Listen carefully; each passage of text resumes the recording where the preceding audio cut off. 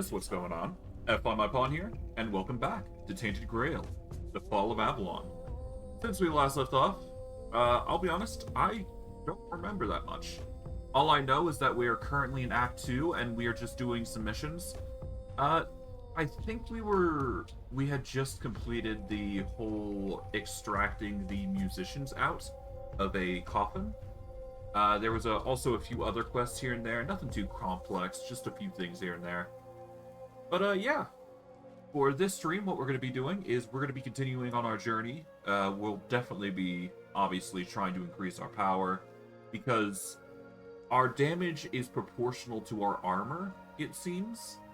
So the more armor we have, ultimately, the more damage we're going to deal.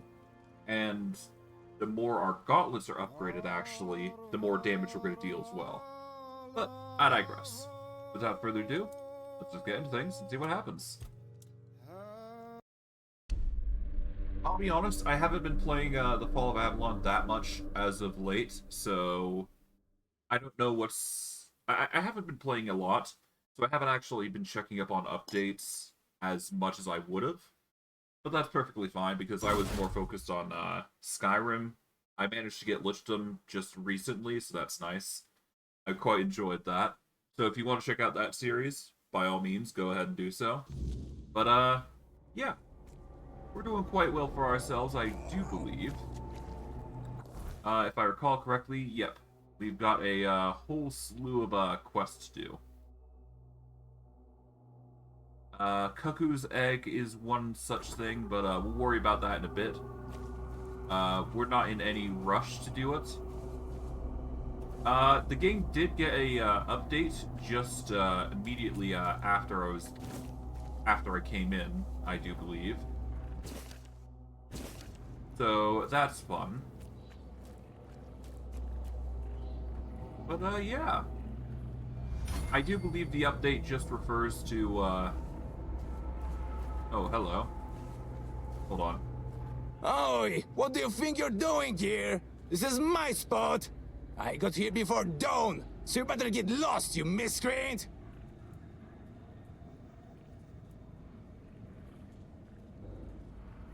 Why are you yelling at me? I don't need to explain anything, but you better explain why you're trying to steal my mushrooms! There are mushrooms here. Which ones? Oh, so now you're going to tell me you didn't know and that you were just passing by, huh? That actually sounds almost plausible. Well, you'll find loads of penny buns growing here. I once picked a dozen for beneath just one tree. That's why I call this place Penny Bun Grove. You aren't really interested in picking mushrooms, are you?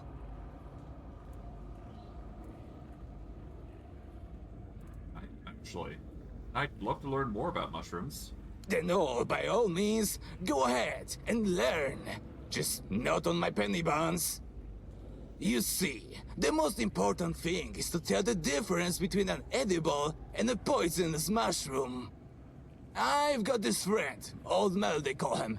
He once decided to get some oyster mushrooms for his scrambled eggs. Now, Mel's been picking mushrooms since he was a wee lad, but his eyes are not what we used to be. So instead of oyster mushrooms, it turned out he caught himself some angel wings. He ended up spending an entire day in the privy, almost shot himself to death. Oh. How do you tell which one is which? Angel wings are a tad lighter in color, and their caps are thinner too. And do you know how to tell a penny bun from a devil's bullet? No. How? Devil's bullet has reddish netting on the stern, and if you touch it with the tip of your tongue, you'll find it tastes bitter. Thanks. That's valuable advice. If you're interested, I'll let you pick just one penny bun. Remember, only one. If I see you taking more, you better be ready to run. Take my knife and cut the stern right at the ground. Just don't twist it out like a numbskull. The mycelium needs to stay in the soil. Cut the stem right at the ground. Got it. Alright. But, by talking with him, we'll get a nice little knife. And per his request, we will take just one penny bun. But, yeah. Let's see. I guess we can get some wood here while we're here. There's no harm in doing so. Oh, hi. Casual bear encounter. I'll just quickly get the wood, because why not? But, yeah, no, God, I forgot what I was gonna say. Yeah, no, the knife that we get from, what's-his-face actually really does help. Because it actually enchants your, mushrooms.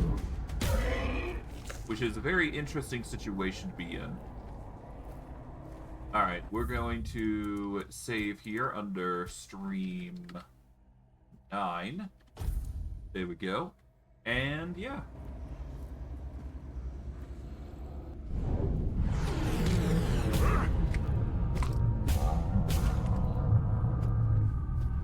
Hey.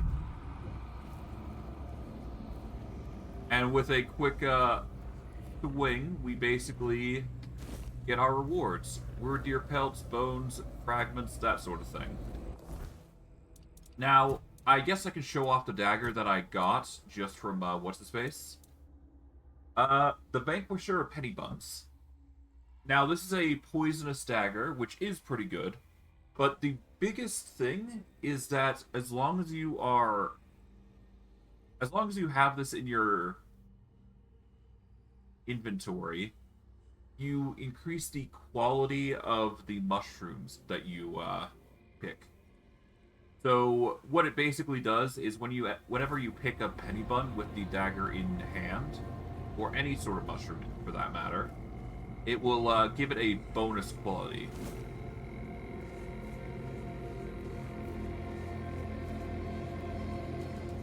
So it's a nice little addition if you're looking to upgrade your character a little bit.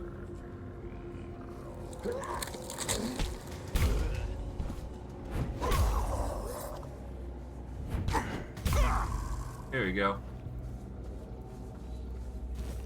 But yeah, no, it's not that bad. Like, they're really, it's just good benefits to have here and there. Pop this open.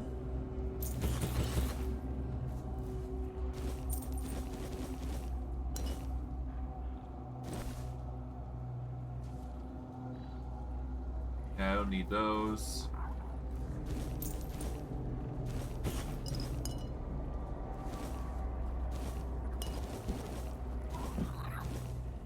Oh, I'm running low on inventory. Or at the very least, the weight of such is a bit too much. Let's see, 210. We do have the Ring of Toughness on, so that is... Our weight is just a bit overboard, basically. Okay. Keep the woodcutting axe, shovel, and pickaxe. Keep those. We need to reduce our weight by 4, put simply. As it stands, nothing really comes to mind with what weight we've got.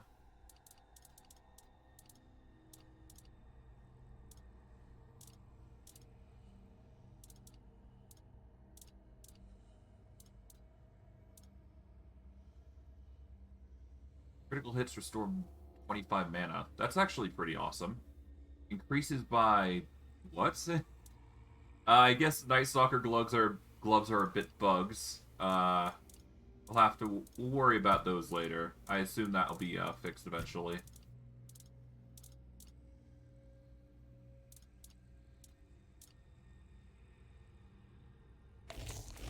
We'll just consume things that are a bit overweight.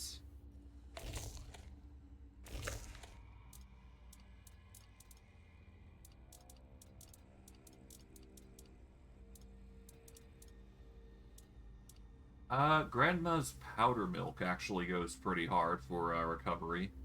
It's also the lightest item. Let's use this. That way we get 3 extra stamina. Do we drop these? I guess we do, because they're not really that good. We don't need those.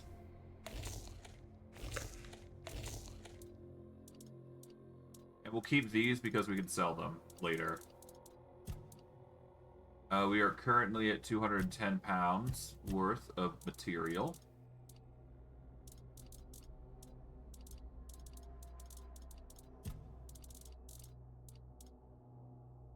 I guess we could go and quickly identify some of these items. Yeah. Let's drop these. Here we go.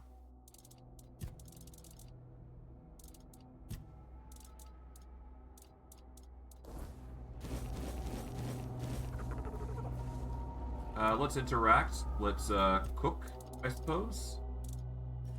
Nah, no. I believe I need a campfire in order to level up here. Or rather, fuel it so I can identify items.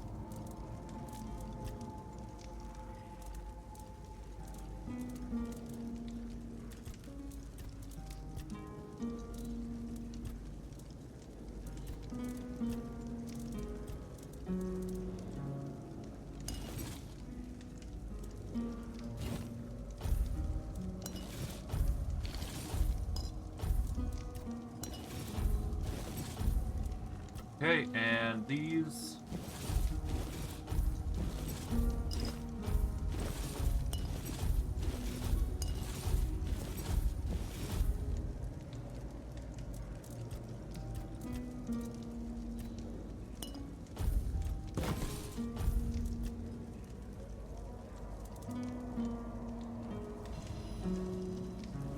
Okay, we are a bit overweight as a result, but that's fine.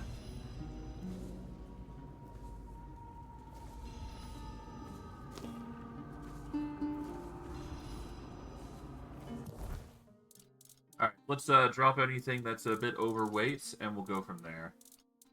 Alright, so weapon-wise, let's see.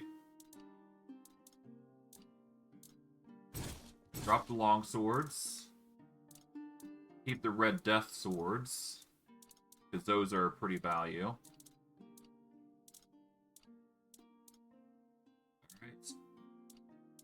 Alright. We drop the Camelot Legion Spear.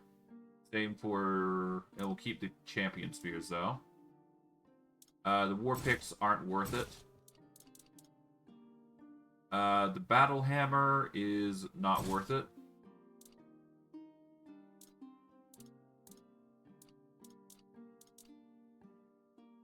Battle axe tier 3 is 3 weight. Yep, drop that. Keep the broad axes.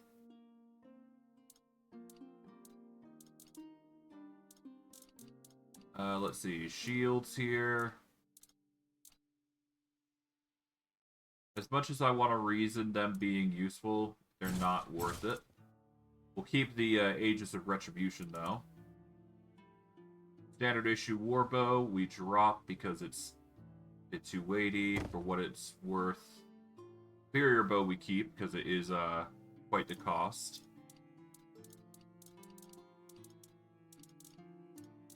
Alright, we drop the recurves. And there we go. I'll have to come back for these. So what I will do is I'm probably going to have to find a teleporter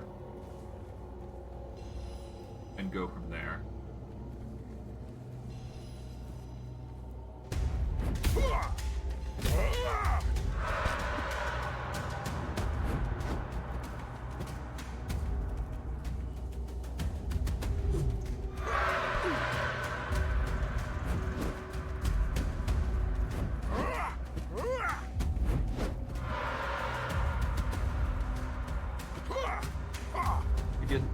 Seriously?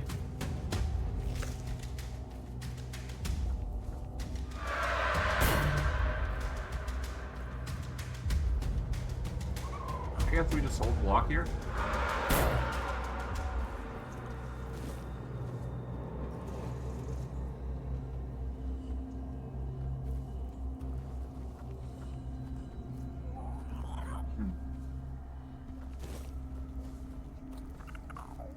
Alright, well, there you go, I guess. Such a cheap shot! Alright, there we go.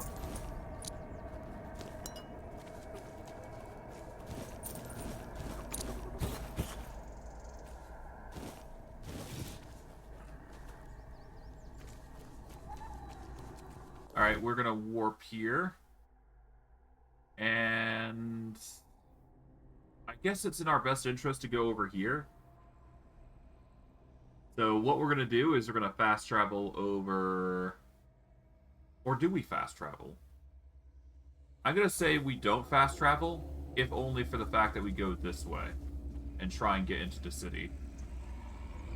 Besides, there's no reason to not do this, right? Alright, let's go in. Let's see what happens.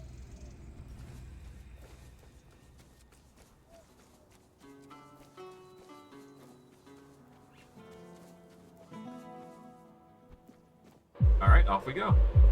Oh.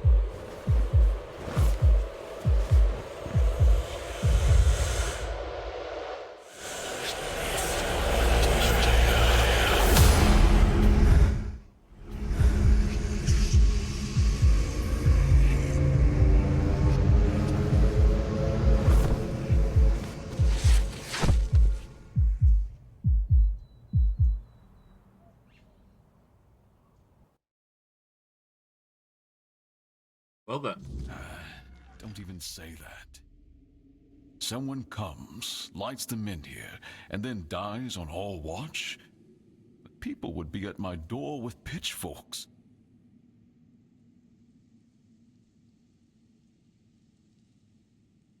He's waking up.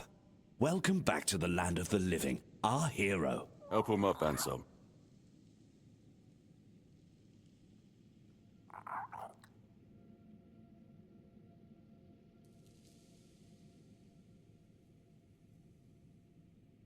Welcome to my home.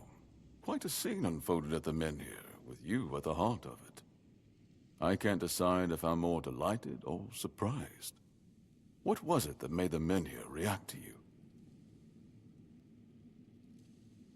Well, I carry King Arthur within me, I suppose. I see. You have a habit of not taking things seriously, don't you? But this is no trivial matter, so I demand respect. Come now, you must have a theory. I wish I knew too. The local Menhir here have been rather lifeless for quite some time. Then you come along, breathe life into what was dead, and, whether you meant to or not, alter the course of our history. That's how I see it anyway. Tell me, do you know what this Menhir represents?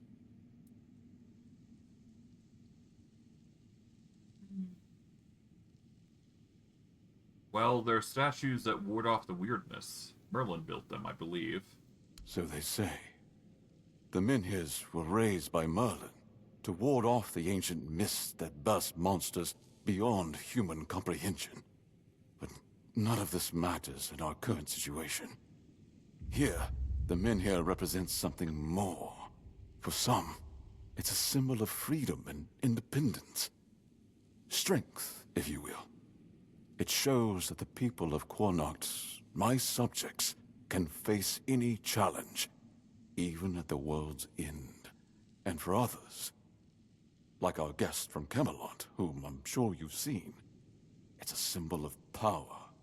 Power once granted by King Arthur, and therefore by Camelot. And power that has been granted can be taken away. Camelot wants to take your Menhir. Why? Officially, they say they want to gather all the Menhir scattered across Avalon, set them around Camelot, and bring people there to ensure their safety.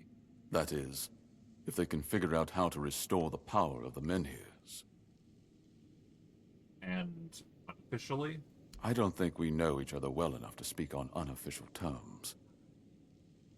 If Camelot takes the Menhir, your people will be lost, right? I'm well aware. And now we're also facing an outbreak of the Red Death, which will no doubt influence Camelot's decision on whether to offer my people shelter. But with the Menhir reignited, the people of Connacht will be even less willing to give up and go to Camelot. If anything, I expect rebellion to break out. And bloodshed is something neither we nor the capital want. What would you prefer happened? I don't know, to be honest. It's not something I could admit publicly, but I feel both sides have a point. I understand the people who don't want to abandon their homeland, and I understand the knights, who must face a long-lost terror and find a solution to an impossible problem. Believe me, being a lord in times like these is a heavy burden. Alright, well, what do you want from me? I want you to speak with Danheim and try to calm him down. He's the commander of Camelot's forces stationed in Connacht, and as you probably imagine, your presence here didn't exactly make his job easier. With the men here active again, everything could change. I'm just searching for Palamedes' shield. Palamedes' shield, you say? An unusual request. That shield rests beneath the men here. And legend has it that it used to fuel its power for centuries. I don't mind if you look at it, touch it, whatever you need. Just don't take it. It's a treasured relic, and the people of Connacht are quite attached to it. And you're probably just as attached to your head, which you'll lose if we catch you trying to steal the shield. Right. If you need anything, speak to Ansem. He's the one who decides what's worth my time. Right. Well, that's nice. Just passing through? Good. Ah, a new face. I am Anselm, Major Domo to Lord Yvain. Any business to be done in Connacht usually passes through my hands first. What kind of business? From managing the court's affairs to ensuring Connacht doesn't collapse under its own weight. It's my duty to keep things running smoothly. Not an easy task, given the times. And you? What brings you here? Wandering so close to the heart of Connacht's business. You don't strike me as the idle type. Oh, what's life here like at the court? Life at court is a delicate dance. It's calm on the surface, but underneath, there's always tension. Managing affairs, settling disputes, keeping the wheels turning. It's not for the faint of heart.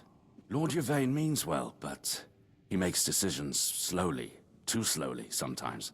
Not that I complain. It's a role I've accepted, and one I'll carry out for as long as I'm needed. It's a quiet kind of chaos, but one we must master, for the sake of Connacht and those who call it home. I see. It must be challenging to protect the court in these times. Challenging doesn't begin to describe it. The court is the heart of Connacht, and if it falters, the rest follows. That's a heavy weight to bear. But if I'm honest, it's the plague that keeps me awake at night. I've seen what it does, how it spreads, how it steals lives without mercy. I lost my family to it. The only reason I'm still here is because I was locked away at court while they were quarantined. Since then, protecting this place, keeping it safe, has been more than a duty. It's been everything. I see. Farewell. May your steps lead to better days for Connacht. It probably will. Probably will. A few guards here. I don't think there's anything we can take here because all of it's stealing if we do attempt it, so no point in trying unless I was trying to actively be a thief, which I don't plan on being one for this playthrough. So, yeah.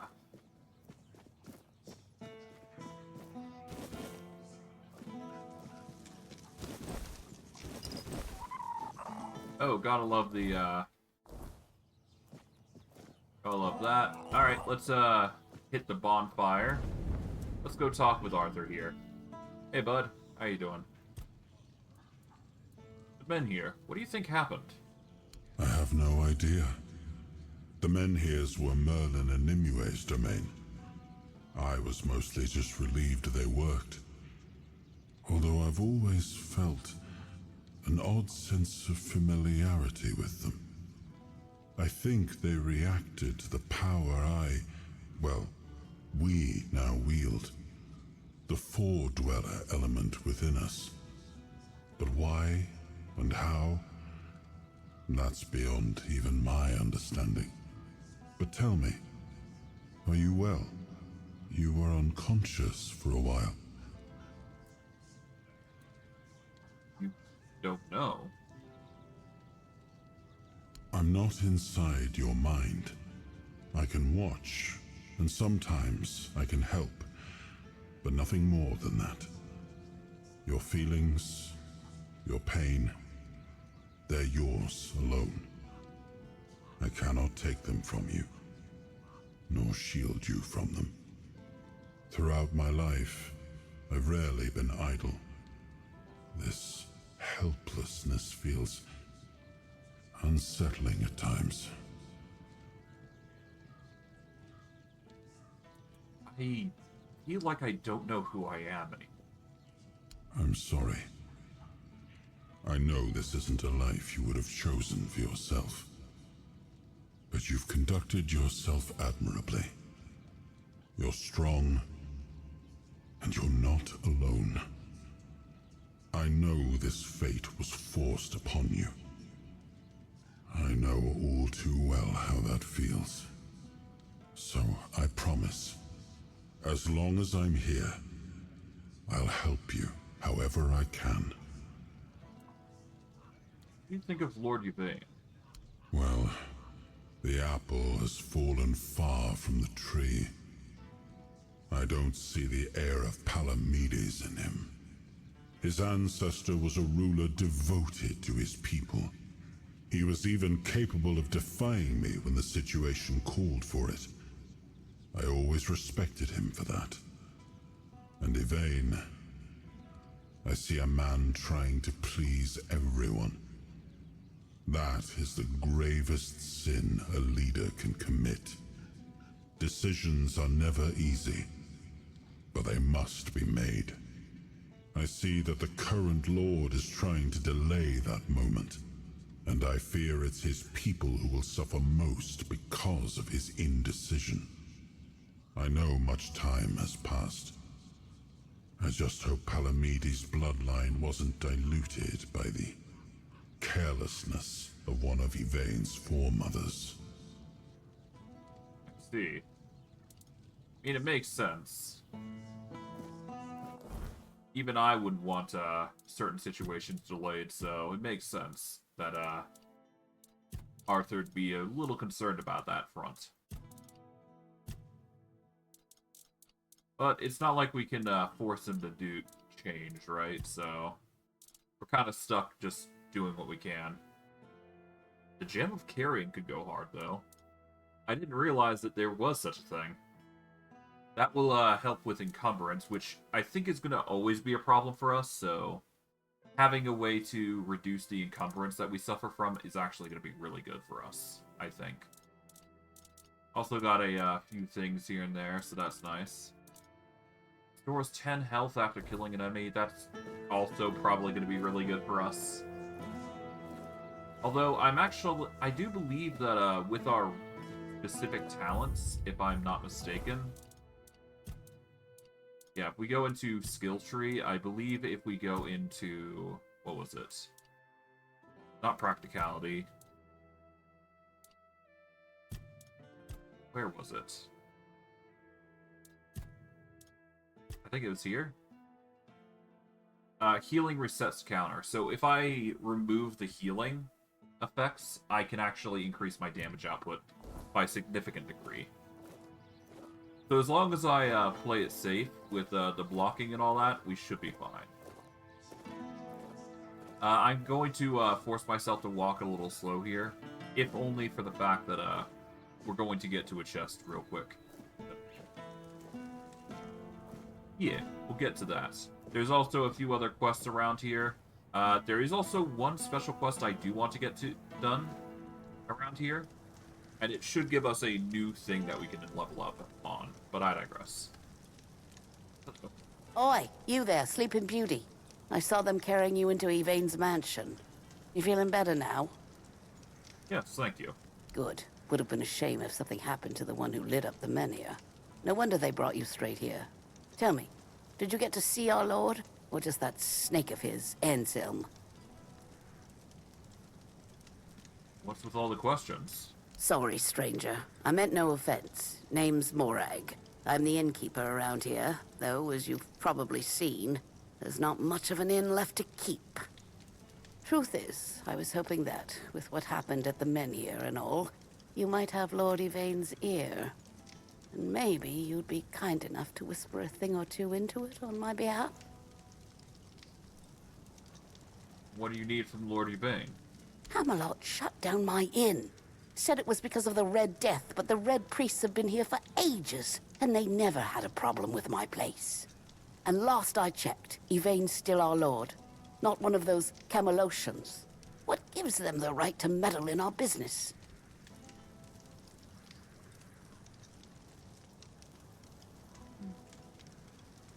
You know the Red Death is a valid threat, to be fair. I know. I was here when the outbreak hit. Lost some of my best patrons. But the Red Priests have it under control now. Every new case gets carted straight to the asylum, and we haven't had one in a good while. Now, I tried talking to the Camelocians. They told me to piss off. Now Yvain's my only hope. I'll talk with you, Lord Yvain, for you. Why not? Thank you, stranger. All I want is a straight answer. The least he could do is make Camelot pay me some kind of compensation. Damn bastards come in here acting like they own all of Connacht. I'll wait here for you.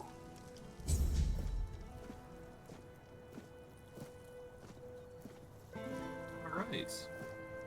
So it seems like we've got some missions to do. Obviously, we're going to have to go around town, grab what missions we can, because we've got a lot to explore. I guess I could check out this house, see what's what.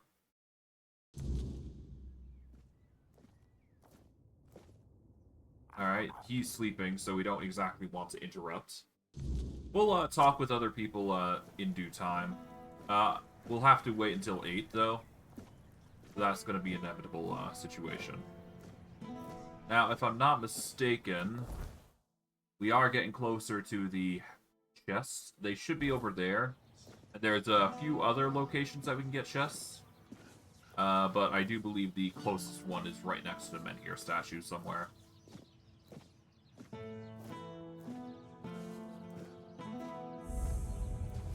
Okay, the Menhir. Actually, hold on. Let me see if I can't reduce the weight a little bit.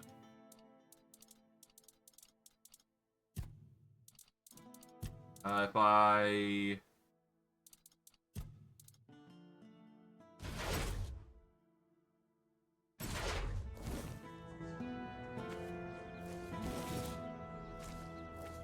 Okay, yeah, no. Unfortunately, there's no fast way to go about this. As much as I wanted it to be fast. But we're getting close to a chest, so it's no big deal.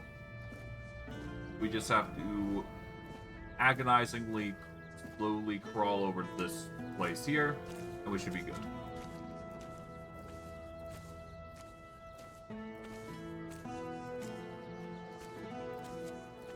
Almost there. And hey, there's also merchants out, so that's good. I might as well just sell to a merchant then. There's no reason to not, after all. Always a pleasure to see you. Hello. There. But wait. Let's open a shop first before we talk to him. We'll start by selling literally everything that isn't blue. There we go.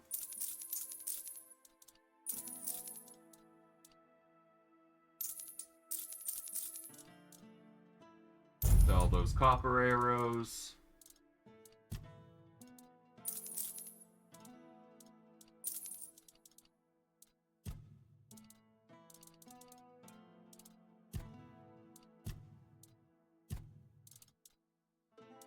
Alright, got a lot of potions at the very least, so that's nice.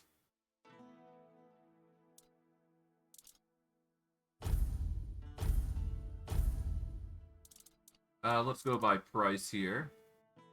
Lock stamina, we do want that. We'll sell all the stamacid, sell the potions.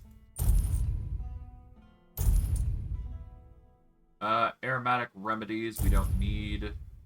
Keep the tenacious archer, we can sell that. We don't need the movement speed buff, I do believe. Sell that, sell the mana potions.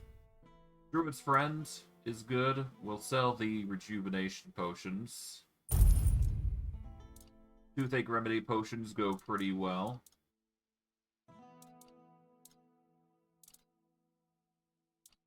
Yeah, 50 plus HP is good enough.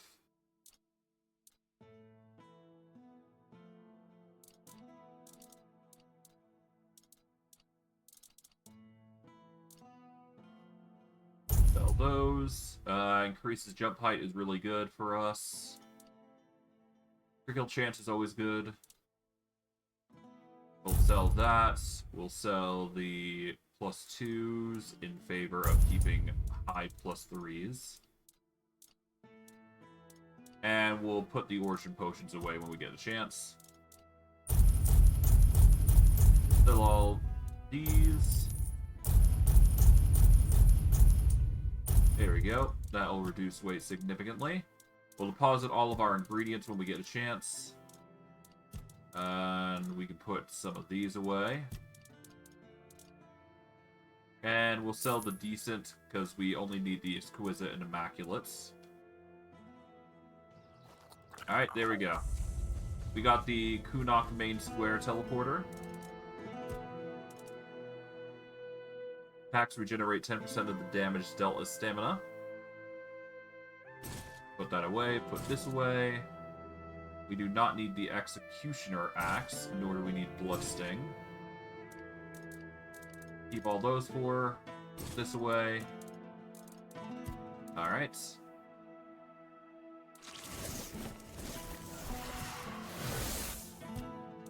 We're just going to take all the spells.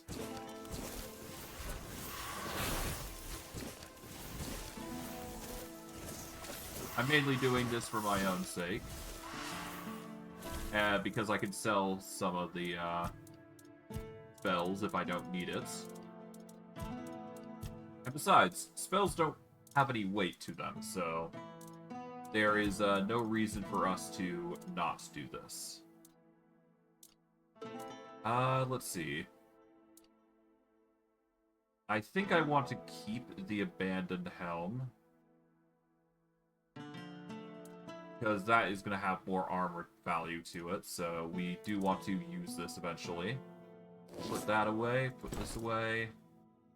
We don't use mana or magic, really, so put that away.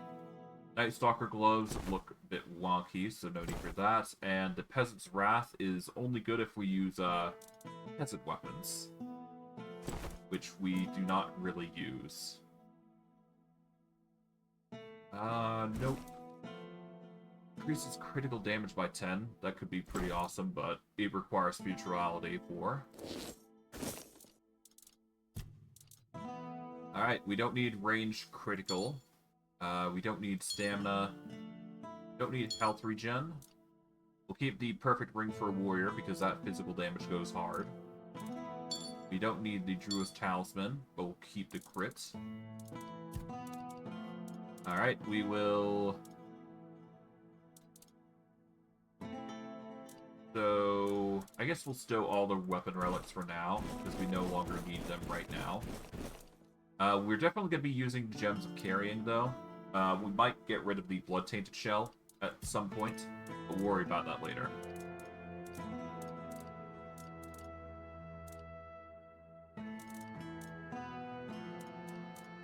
As it stands, we will go by price. We don't need the Origin Potions or the Queen's Honey. Get rid of the Trick Shot Potions. I don't see us using mana that much aside from making cheese. So we'll stow everything that we don't need. Keep the fireballs, because those can be handy. Leaper potions are good for just traversal. We don't need the magic shield. Keep the toothache remedies. I don't know what Berserk does, but we'll keep it anyways. And Loving Witch Brew, walking stamina is okay. It's good enough. Alright, we put everything ingredient-wise away. And once that's done, we will have a lot of freedom of weight. There we go.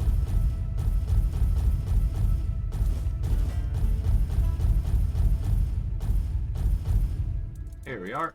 That brings us down to 50 pounds.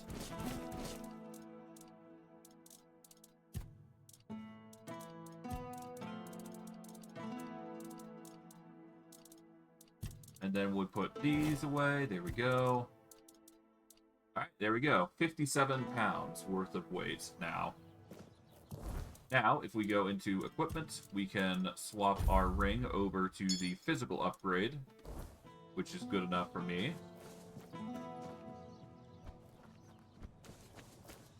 Alright, let's go talk with some individuals. Why not? You're full of energy to... Hello again. You seem very chipper. Well, the men here doesn't seem to be on the verge of dying anymore, and with the Camelosians around, business is booming. The longer they stick around with nothing to spend their coin on but our stalls, the better for us. It's a bit of a shame I'll have to delay visiting my brother at the Horns of the South, but he'll understand. He always says he can't leave his stall for even a single day.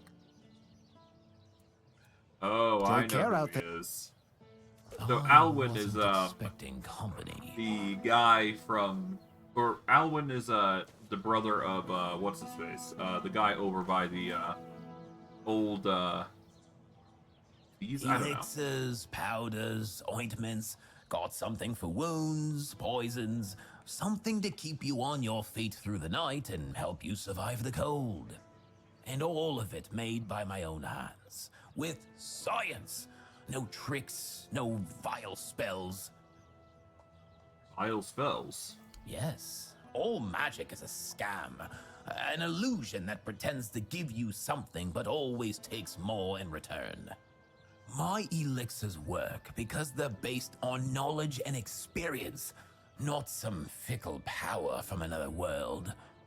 Anyway, go ahead and read my anti-magic manifesto. I've laid it all out, why the magical plague must be wiped from Avalon. I see. So yeah, this guy has some Druidbane gear. It basically, it inhibits magic regeneration, but you gain a bunch of boons for it. Like, you increase all damage, such as the hat, which increases all damage you deal by 50%, but it doubles against enemies that use magic. The only cost is that you fully inhibit your magic regen, so unless you have the full kit, which allows you to, receiving magical damage restores 30% of its as stamina. Yeah, basically, it's the anti-magic build, if you want to go with the Druid gear. Or Druidbane gear. Which I could see, like, people playing this just for the meme of it. But, honestly, I don't see it as useful. Dealing damage to enemies that use magic, restore 50% of it as magic. Or as mana, rather. I don't know. It just seems like an awkward build if you were using it. Oh, hello there. Hello. Welcome. I haven't seen you around before, but since you decided to visit, I can tell that you have excellent taste. One day, a friend of mine asked me if her new dress looked good, and I told her, you have excellent taste. She was tickled pink and said, oh, do you really think so? And I said, absolutely. After all, you came to me for advice. Now, let's get down to business. My name is Osmond. If you're in need of a bow or some arrows, I'm here to explain everything and offer you some advice. First let's check his shop, because, he likes to talk a lot. I'm gonna be real with you. Let's see. The art of making arrows. I believe we already have that, but I could be wrong.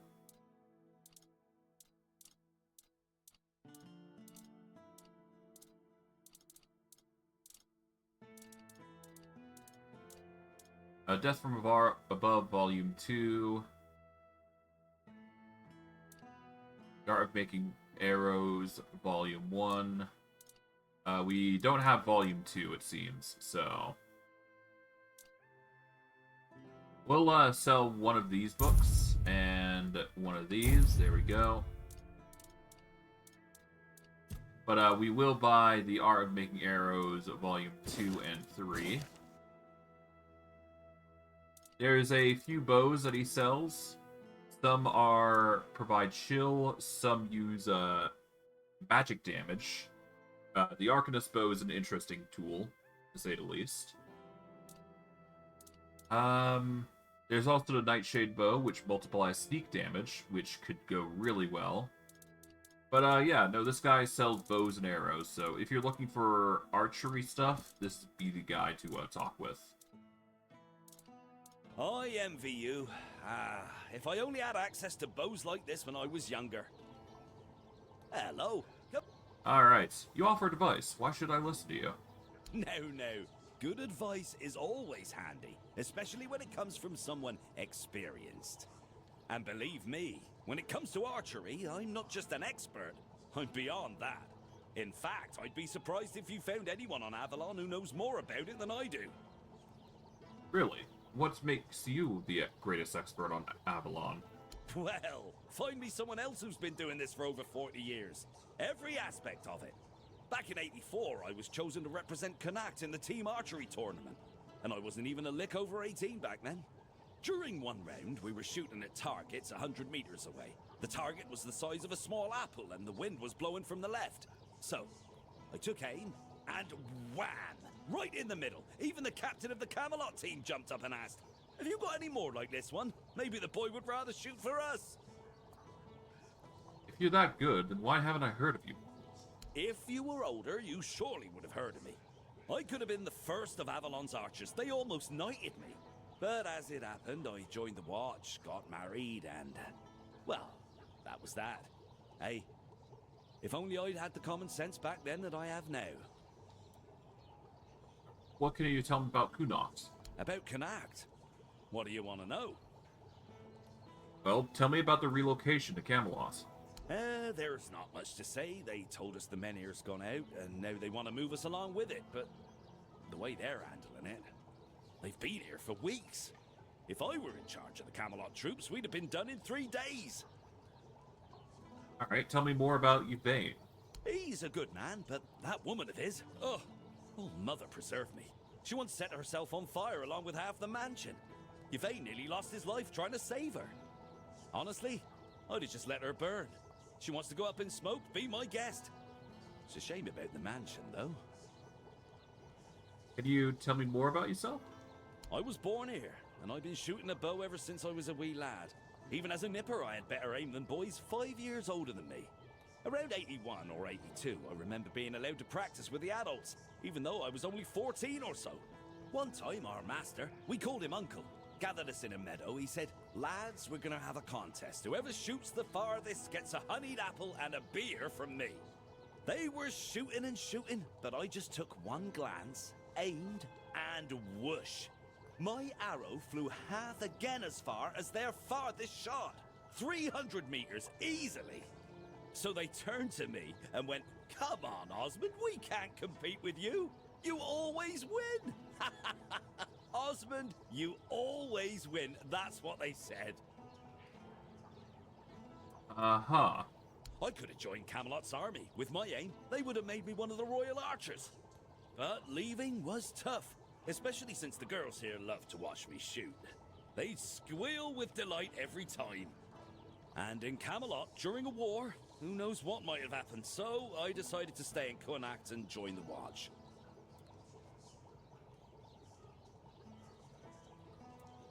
Huh. In the Watch, I taught others to shoot. Some of them loved those lessons so much they kept practicing even after sunset. So I'd ask them, "What are you doing here? You can't even see the target." And they'd reply, "Oh, but the lessons with you are just too short, and we're really excited about archery."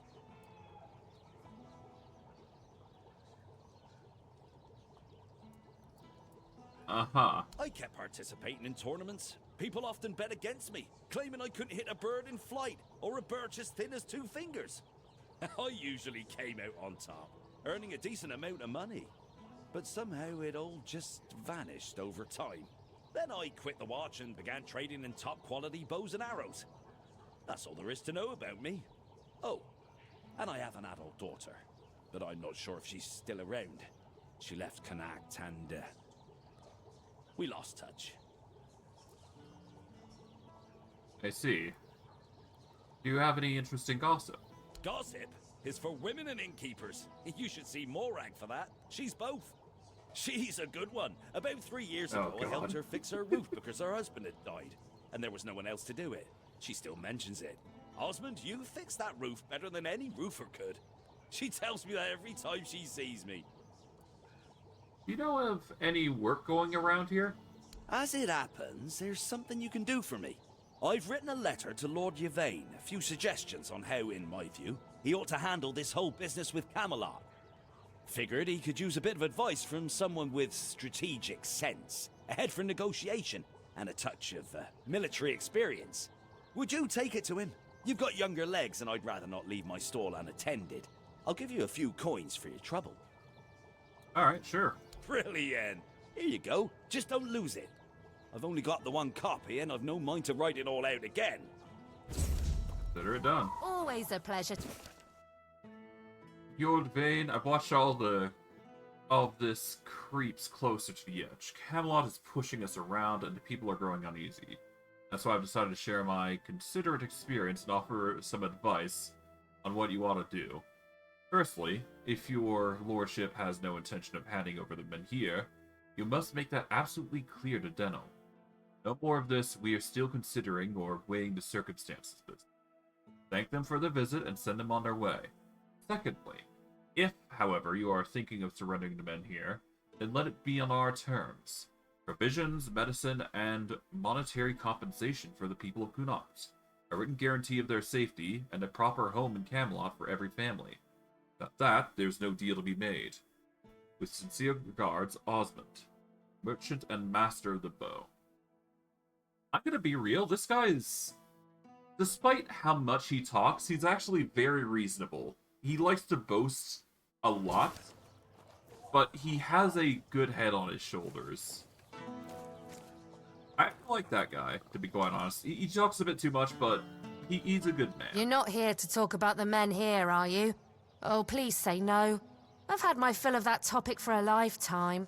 Oh, there are far more exciting things to chat about. Like treasure hunting, for instance. You got a look about you.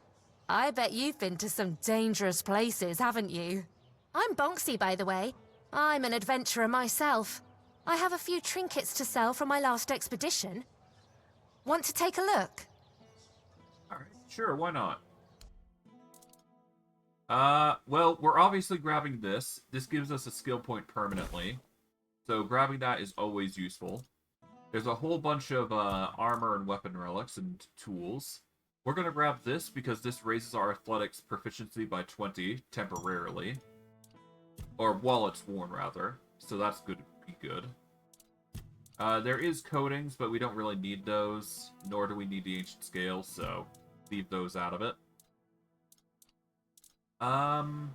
We might as well get the Vengeful Spike, which retaliates 5% of the damage received back to melee attackers.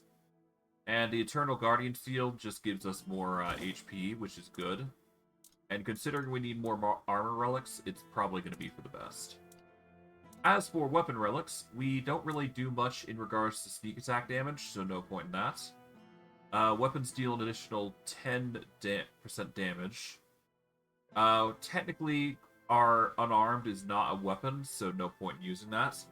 And celestial charms are useless to us. So, there you go. Good to see you. What's this talk about the men here? Oh, I'm not entirely sure. I'm just passing through. From what I understand, Camelot wants to move it to their place along with the inhabitants, but they prefer to stay. They want to live in one place their whole lives. Can you imagine that? Alright, what sort of adventures have you been on? I'm curious. Oh, all different kinds. Like the ones where you crawl through damp caves or cold tombs, dodge traps, and hope whatever's growling in the dark isn't hungry.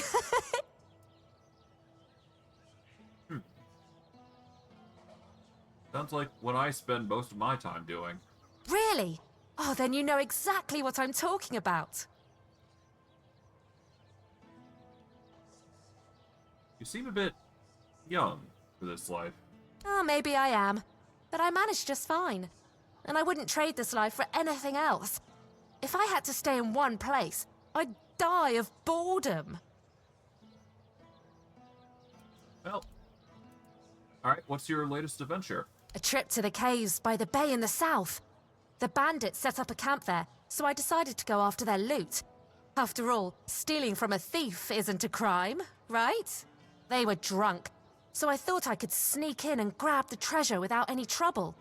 But I guess I underestimated them. They caught on and started chasing me. 4 or 5 of them, I think. I made it to the exit, and then there was a giant ogre on the beach. I barely managed to slip past it, and the bandits backed off.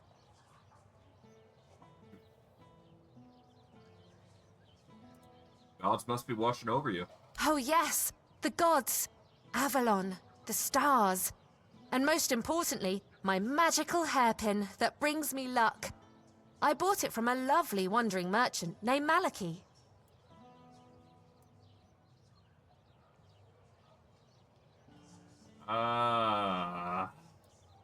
Yeah, I know Malachi. He's a bit of a fraud, though.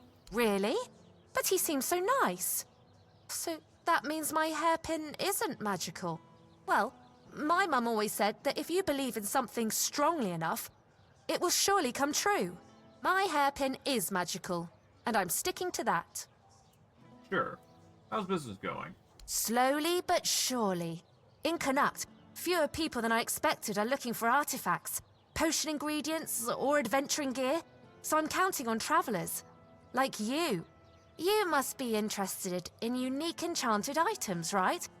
Oh, of course you are. I've got something, well, peculiar. But it comes with a fascinating story. It's a piece of armor I found on one of my expeditions. A beautiful, knightly breastplate with just one tiny flaw. It screams in pain when it's struck. It's kind of funny, but I'm afraid not many people have the sense of humor to wear it. I'll let it go for a mere 200 coins. Sure, why not? I'll take it. Wonderful. Here it is. Oh, one more thing. This armor came with a letter. I found both in the ancestral tomb of the Gévaudan family. Oh, I'm a little jealous, to be honest. This sounds like the beginning of an exciting adventure. I chased the trail myself, but first, I need to sell off my finds so I can travel light. With a full coin purse, of course. Interesting.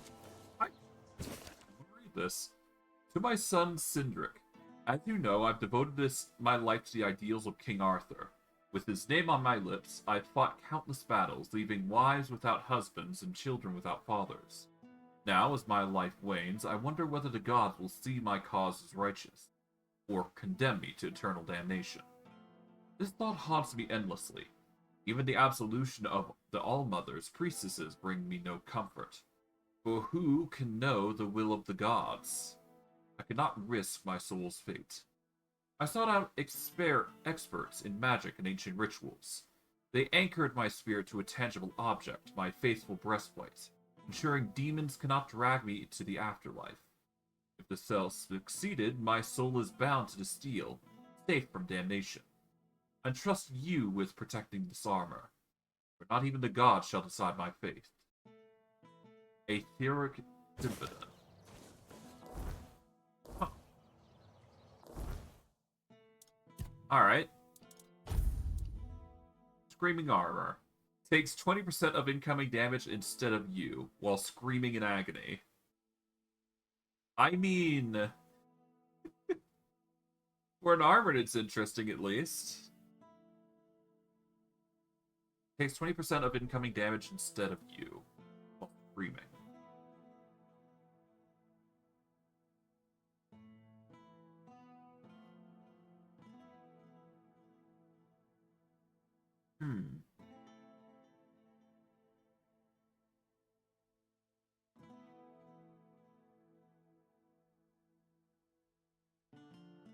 So it's basically like having 20% damage reduction. I'm just not sure whether that's a consistent effort in a particular way.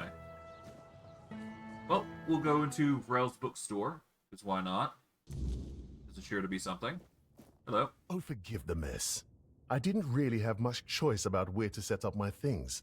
Normally I'd be in a tavern, but, well, it looks like the tavern is closed until further notice. That means Varel's bookshop is the only place where I can read and work in peace. Who are you? Oh, of course, my apologies. I'm Imran. My thoughts tend to drift far from the present. I'm a scholar of sorts, though not the kind that hides behind walls of parchment. My calling is to seek out traces of what was lost. Ruins, relics, anything older than old. And yes, I'm a Pict. Not many of us wander these lands, I know. Staying in one place isn't exactly in my nature. So I travel, I learn, I dig through the bones of the world hoping to find something more ancient than mankind. I see. What are you working on right now? If you're asking out of politeness, let's just leave it at this. I thank you for your interest, but I won't give an answer. Trust me. I could talk the hind leg off a donkey. No need to waste time on such things. I am actually curious, though. Wow! That's really kind of you. So, thanks to Varel's generosity, I managed to get my hands on a certain book. Well, once a book. Now it's just a pile of loose pages. However, these are some truly fascinating loose pages. They're the writings of a Dalariata scribe from nearly 6 centuries ago. Incredible, right? But what's even more astonishing is the content. This man describes encounters with people who knew nothing of King Arthur or the homelands. Nothing at all. Do you understand what that suggests? That Avalon might have been home to... Ah, I'll tell you. It's so exciting. I suspect Avalon may have already been inhabited by a race similar to us, long before our arrival. I've traveled across much of the island, and I've come across some mentions of the people of Farpoint, a place far in the northernmost reaches of Avalon. Few have ever ventured there. What do those people from Farpoint, or what would those people of Farpoint be doing in the south? Perhaps the weirdness started to gather and ruin their crops, or made hunting more dangerous. Or maybe it was some sort of conflict that forced them to seek a new place on the island. Or perhaps they simply had a nomadic spirit. It's hard to say with the scraps of information I've managed to gather so far. Alright, what about the weirdness enshrouding the entire island? And so, my friend, here we are, staring down the question, or rather the flood of questions that wouldn't leave me alone. Many Picts I've known have prolonged contact with the weirdness. I thought it was just them, a bunch of lunatics, who first dared to embrace that strange force. And what if it was the first men who knew how to live alongside the weirdness? And think about it. If we could uncover how they did it, the possibilities would be endless. It could change everything. So, what are you planning to do now? For now, I'm trying to pull together more valuable information from these writings. But honestly, I feel like I'm hitting a wall. I won't uncover anything new just sitting here. And unfortunately, I'm stuck here for the time being. I got injured on my way to Connacht, and I'm not quite back to my full strength yet. What about your injury? Oh, don't worry about that, really. It's more of a, let's call it an occupational hazard rather than an actual ailment. I have to give myself some time and everything will settle back into place. I'll be as fit as a fiddle, or whatever it is you say here. Yes, something like that. Alright, where do you want to go? The Grotto of First Men. That tribal scribe detailed where it should be located. And I'm assuming you're asking for a reason, aren't you? I'd love to go there myself, but this is a matter of some importance to me. I don't want to wait for this one. So, if you're one of those bold souls who take such ventures, I'd be more than willing to entrust this task to you. Sure, I'll find the grotto. Truly excellent. I'm deeply obliged, my friend. Here are the notes. They should guide you to the location. Return swiftly, and more importantly, safely. I'll eagerly be awaiting your return. Alright, do you know anything about the situation in Connacht? The place seems to attract trouble. Not a good place, then. I'd run out of breath listing all the things that plague this place. And I haven't even been here that long. Of all the misfortunes these poor people are facing, I'd wager the men here is the gravest of them. The Red Death, troubling as it is, seems manageable, at least with the intervention of the priests. But the weirdness, shoot. If the men here goes out, these people will face a far greater peril than any sickness or human form of conflict. What can you tell me about Burrell? I heard she was a Dalariata who runs a bookshop in Connacht. I was a bit apprehensive about meeting her. I thought I'd find someone overly rattled and stripped of her own cultural heritage. But Burrell, she's different. And I admire her work that she even bothers to do it. Sometimes, it feels like people have lost all interest in discovery, whether it's the kind found in verses or the kind waiting out there in the wide world. I see. I'll get back to... Indeed. Before we go any further, I'm just going to go into my books here. I'm doing this so that way I can learn the recipes. You have to at least look at the book before you can actually go through there. Welcome to Vrell's bookshop. No reading without buying. And if you're here for porn, kindly leave before you start. Okay. You mean people were doing more than just reading here?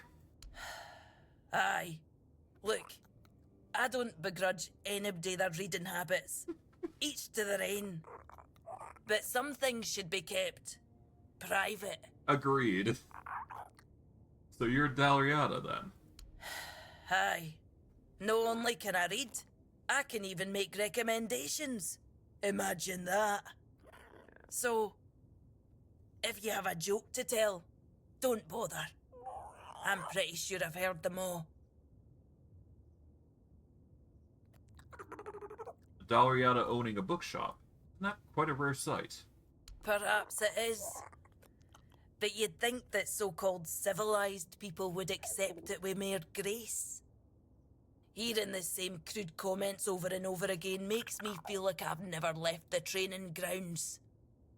Then there are the braver ones who tell me I'm not welcome here. Hell, it's just like talking to my sister. They all have more in common than they think. Although mostly it's just prejudice. First, let's open a shop, because there is a few things that we can procure. Most of it's just reading material that we don't need, so I'm not even going to bother grabbing them. Hello again. It sounds like there's no love lost between you and your tribe. Eh? They're no all bad. I know it might sound like I was some poor, misunderstood girl with unusual interests, but that wasn't the case. I was a rightful member of the tribe, and believe me, I didn't get my name for nothing. My father made sure of it. I just wasn't my sister. Funnily enough, she was the one who saw it as a problem. Vran believed that my lack of ambition to be the top Volker warrior somehow made her look bad. Every time I went to the temple to read in peace, she was on my ass about it. Until one day, she yelled at me to either step up or get the hell out of her tribe. You can guess the rest. Huh. I have met Vran, to be quite honest. Oh, great. How's she doing? Still on her path to becoming the pinnacle of tribal perfection. She joined One Eye. Of course she did.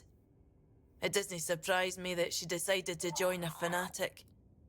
Though it is amusing that she chose one capable of using compound sentences. She never believed in the power of words. But perhaps that's exactly why she ended up following a man who fed her beautiful lies.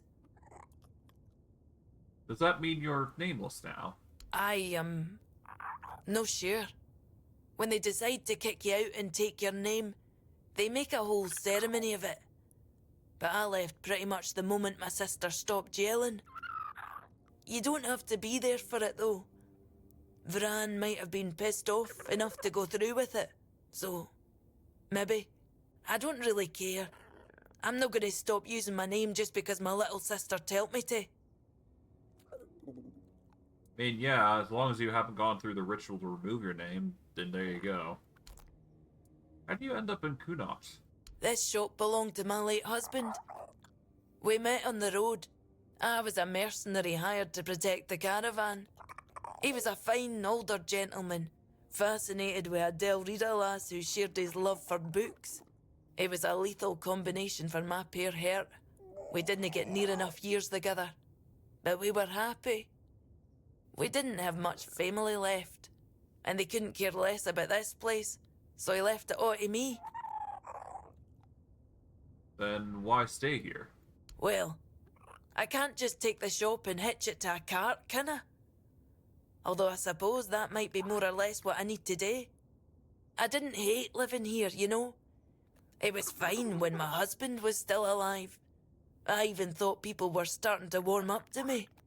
And then he died, and the respect died with him. And then Camelot arrived. Everything just went downhill for there. I see. That's annoying. Well, I'm glad someone here is interested in my books. See you next time. Yeah, take care. Well, that was a nice investigation. I came in here for the quest, but I always enjoy talking with the NPCs. I invest a significant amount of time doing Have some so. spare food or coin? Anything helps. Yeah, huh? On the 14th day of the month of Oak, a procession dressed in red passed through. They dragged people from their homes. Eventually, they came for us as well. Me and my Brianna, our possessions. They took everything. Took it all for themselves. Now, I have nothing left. I'm just a poor man. Please, save me. Please? But, yeah, no, I always enjoy talking to, the NPCs. It's always nice. What are you talking about? Back then, I lived in the borough, near Camelot, you see. I was there when the priests came with a crowd of penitents, dressed in robes made of parchment laden with the word. The priests cracked their holy whips and delivered fiery speeches. No more Red Death. No more suffering. Were you infected? No, but I was cured nonetheless. I gave up everything for the cure. I gave up Brianna and all my possessions. I had to cleanse myself. Yes, now I am pure. Can you see? Can you see? Yes, now I am pure. Can you see? Can you see? Here, at least get yourself something to eat. Thank you. Thank you. May the word of the prophet guide you. Just doing that is nice. I'm just trying to be friendly. What I will do, though, is go into here, because we'll use Declaraboyant Ashes to get us an additional skill point. Because you never know, you do need those sorts of things here and there. We'll go to level up, get to skill trees here. Let's see. We can increase our max stamina by 5 every time we, kill an enemy. I think Carnage was our go-to, though. Let's see. We can increase our max health. Which is an option. I just wanted Carnage, though, I believe, for health.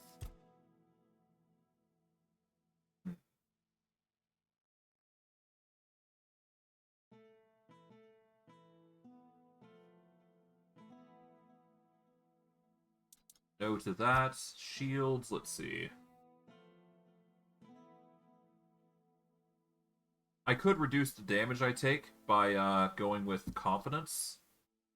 Reducing the amount of damage we take is pretty good, to be fair. During block, your shield has a 100% chance to reflect each arrow and throwable. Triple damage dealt by shields? No.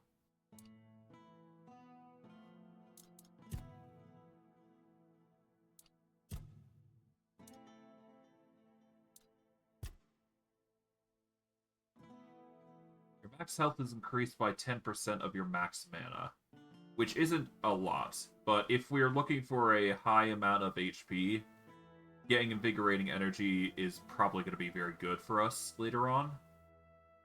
Movement speed multiplier increases spell power by the same amount. This is good if you want to be a very fast spellcaster, but getting this is a very good tool for you. So it's definitely worth it if you're investing into it. Let's see. Every time you land a critical hit, you gain 50% damage reduction against the next hit you suffer. Critical hits heal you for 2% of the damage dealt. Critical hits increase your movement speed by 20%. I think the ideal choice would probably be going for critical damage. Let's see. What is our current critical damage? Our critical damage is 216. So we could increase that by 4 steps if we go that route. That'll bring us to crits of 250, or 2.5 times the amount we normally have. I could also go into statuses. If an enemy has an active status on them, which I guess bleeding technically counts as a status, we can increase our damage by 10%.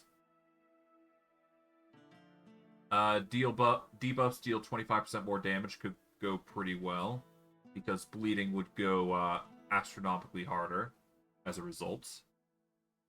If an enemy has an active negative status, applying another one is 25% faster. If we applied more if we could apply another debuff on top of our unarmed, that'd be really good for the stacking peril. I don't think we get that luxury.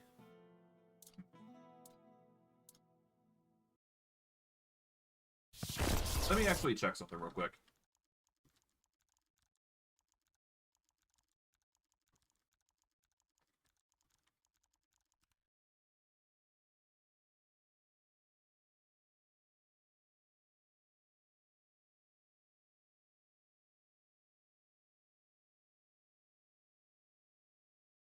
Actually, there is technically a way we can actually apply status effects. If we use the weapon grease, we could technically apply it that way.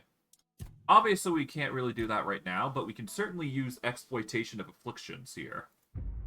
By doing that, we can actually increase our damage by 10% if we have a bleed on. So as long as we get the crit off from critical hits from deep wounds, if we get bleed off and we get the crits, we can actually apply that, and then we can deal an additional 10% damage. Technically 30 if we do it right. So that alone can actually build up to something pretty awesome, I do believe.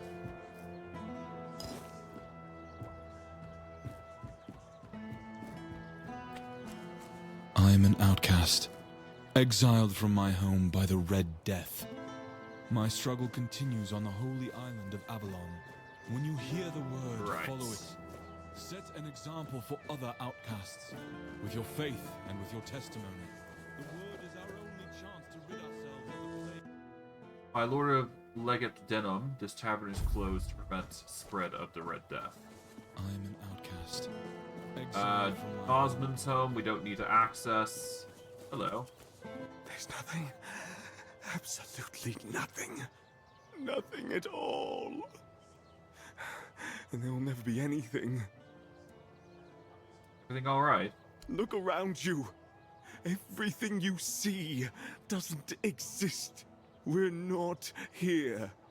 And the real Lord, the four-armed king, is lost forever. It's just greedy, deceitful lords everywhere. False kings. There is no king. Sagramore wanted too much. And Vayne, he doesn't even know what he wants. Nothing. There's just nothing. Who are you talking about? I've seen his cursed kingdom. I've seen it haunt my endless nightmares. A kingdom now forgotten by all. An aberration that should never have existed. I saw it. He made them kneel and cry his name. Sagramore! Sagramore! Sagramore!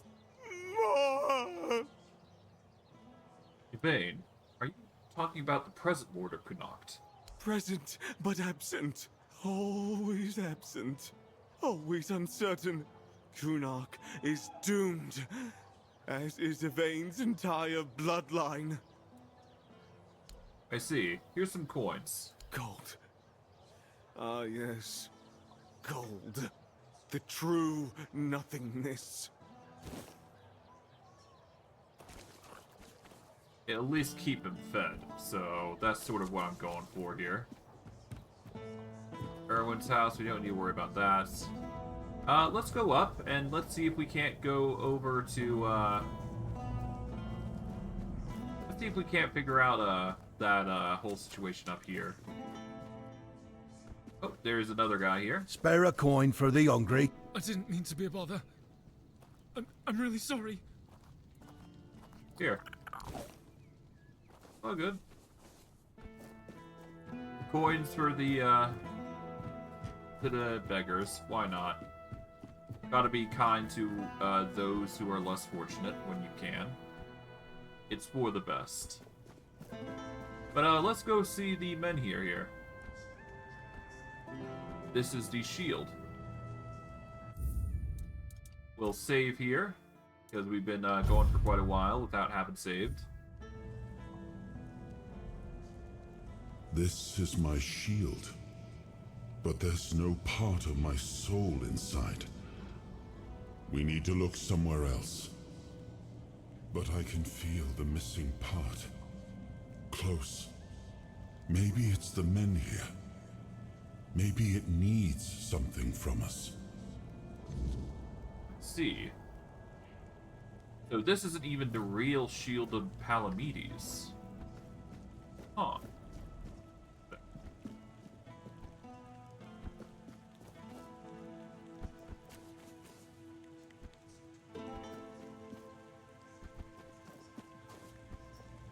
Alright, we're gonna go over to here, and there should be a place we can go to. This side has a medic area. I'm actually gonna go into the Talbot family house here, because I am curious to see what's what here. To see if there's anything worth... You need something? Yeah. Ah, a visitor. I'm Ebert Talbot, at your service. Pardon the mess, we're packing. The weirdness is drawing near, and I intend to have my family in Borough by week's end. Wait, you must be the stranger everyone's talking about. The one who made the Menhir glow brighter. Just perfect. My wife already refuses to leave, and now your arrival will only fuel her delusions. Why is your wife so determined to stay? Family legacy, ancestral home, take your pick. Her family has held this estate for generations. My wife can't see reason. She believes Lord Yvain will find a solution. Ha! That man can't decide what to eat for breakfast without a committee. So you support Camelot's plans? They're our best hope. And if they take the Menhirs from all across the land and dump them all in Camelot, well, One final sanctuary is better than scattered outposts falling one by one. Will it be crowded? Yes. But I'd rather my family live in discomfort than die in luxury. They know what they're doing. I trust them more than this dying town, and definitely more than our Yvain. I take it you're not a fan of the Lord Yvain. A weak man bearing a great name. His ancestors were a great house. Legends say Palamedes stood firm against Arthur himself. Yvain can barely stand against a stiff breeze. Have you spoken with the Lord Yvain about your concerns? Multiple times. I've attended every meeting, presented rational arguments, offered to fund transportation for those who cannot afford it. Yvain listens politely, then does absolutely nothing. Have many others left for Connacht already? The sensible ones have, and now only the stubborn remain. That includes my wife, of course. I see. We should be ready to depart at a moment's notice, yet my wife still refuses to pack a single dress. I won't leave her behind, but I cannot stay and watch the weirdness take everything I love.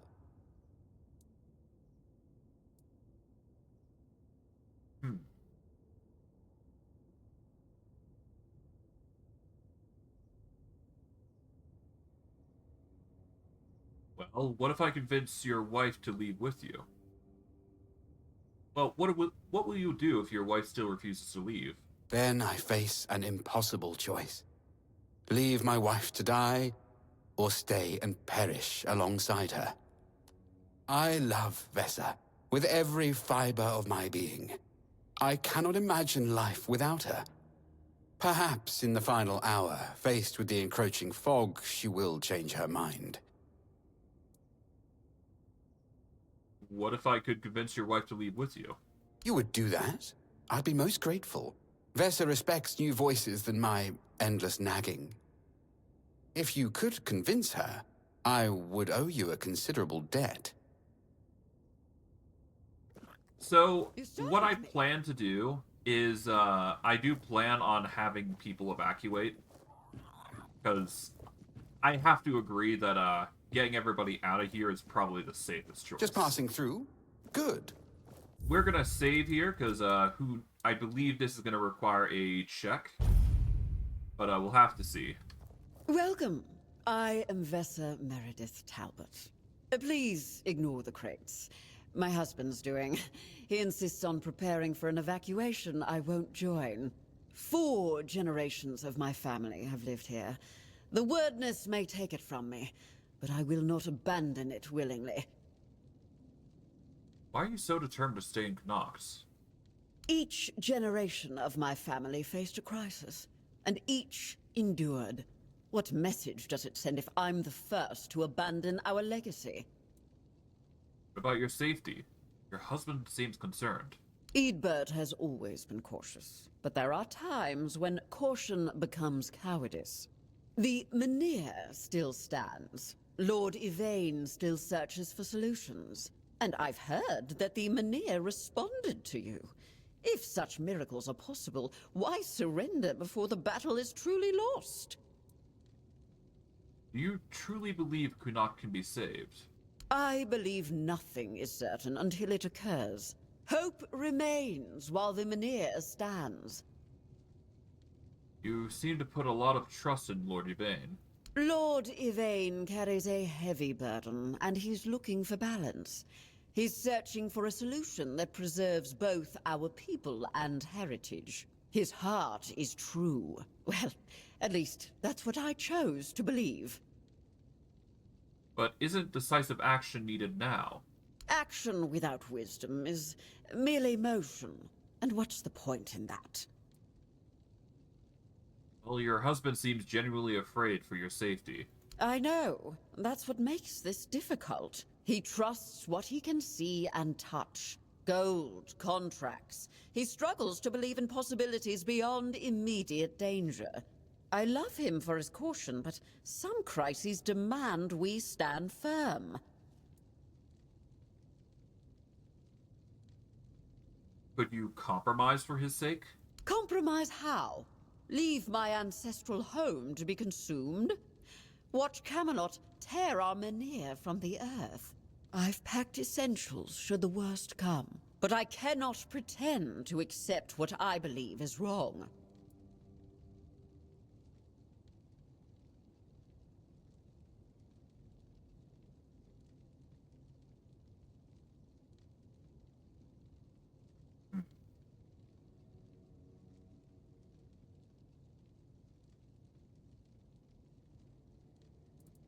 Would your ancestors want their legacy preserved at the cost of your husband's spirit?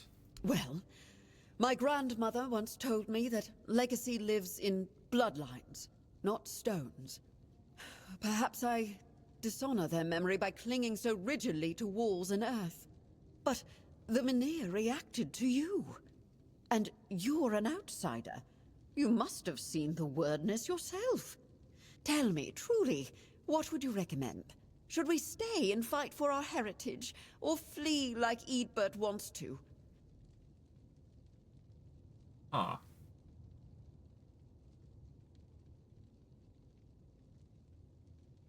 So I'm actually gonna have to load here, because, I do want to at least make a choice here.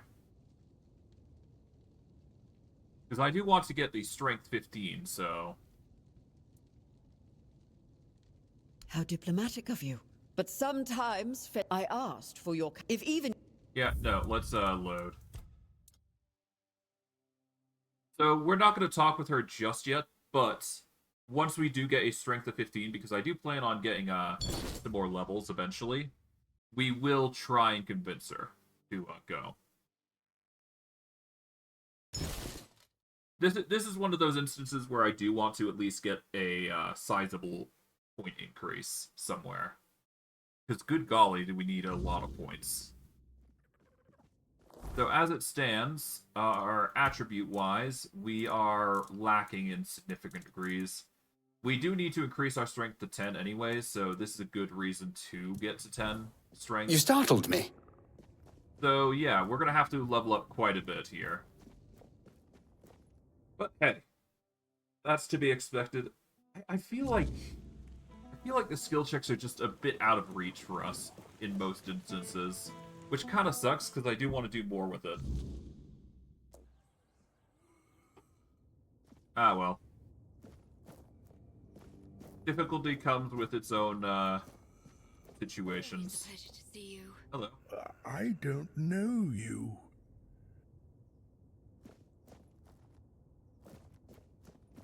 Show the horse! Clink, clink, clink!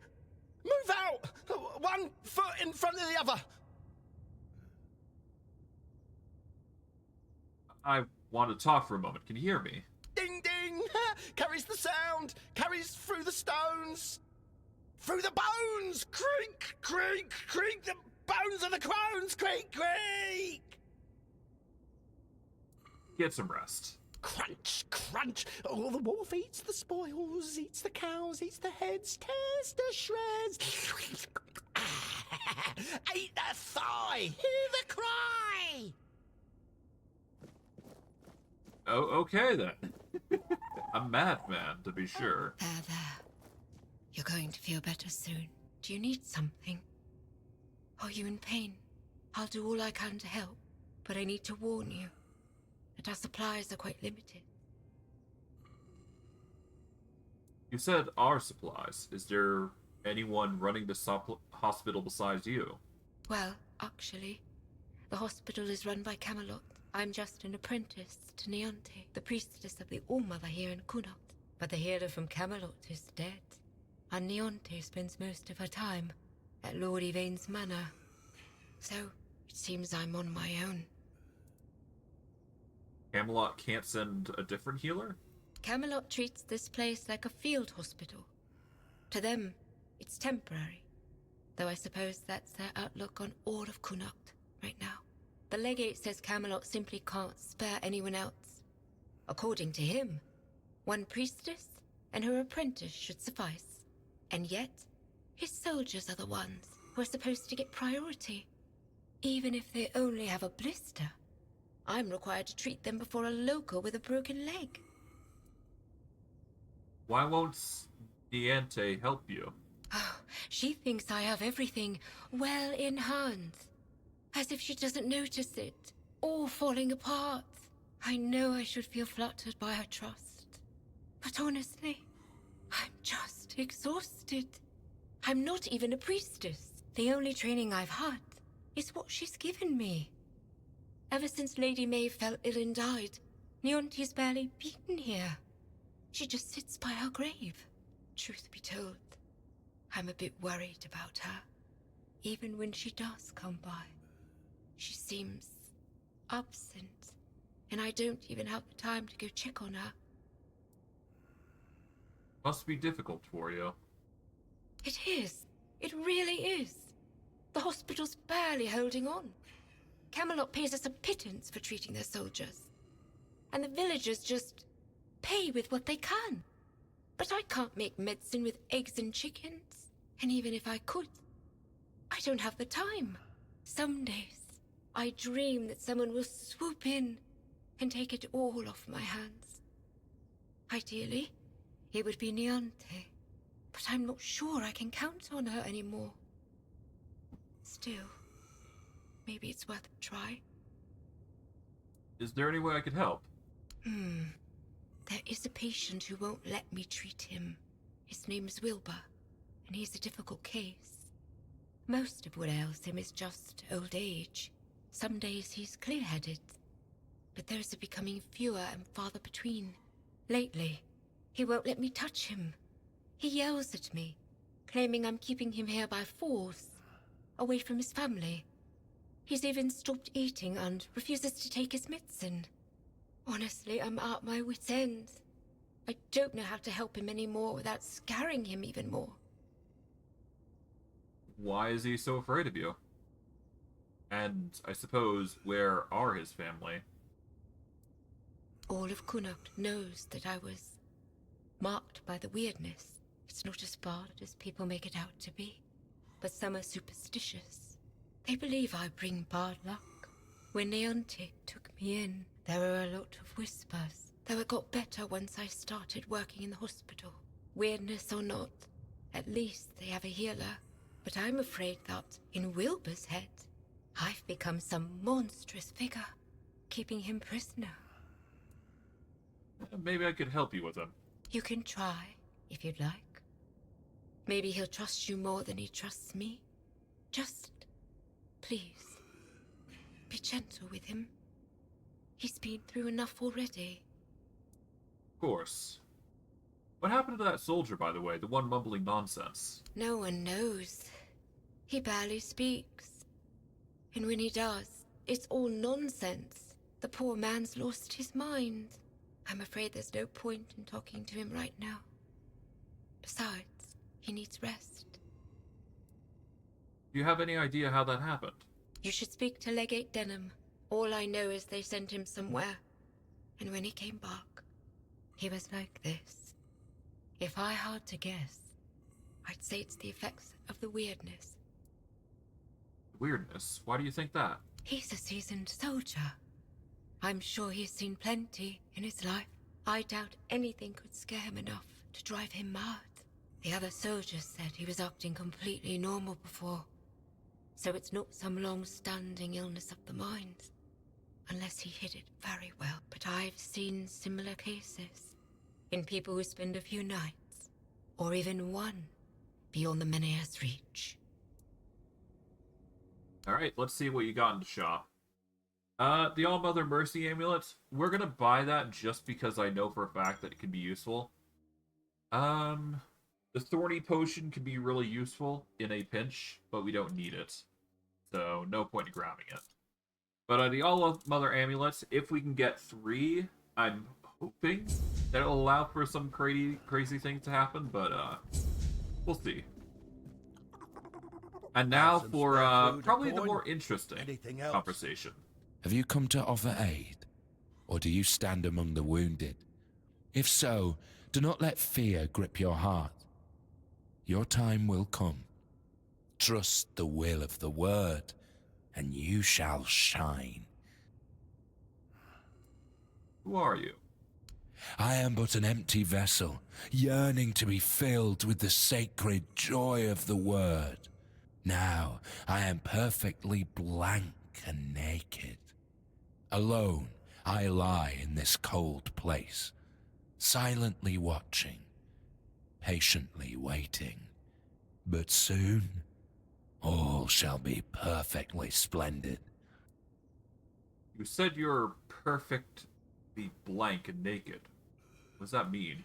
I have been marked, a gift given to me so that I may pass it on. Tell me, do you wish to become a hollow shell, an obedient corpse, able to hear the voice of the one who guides us to the final act?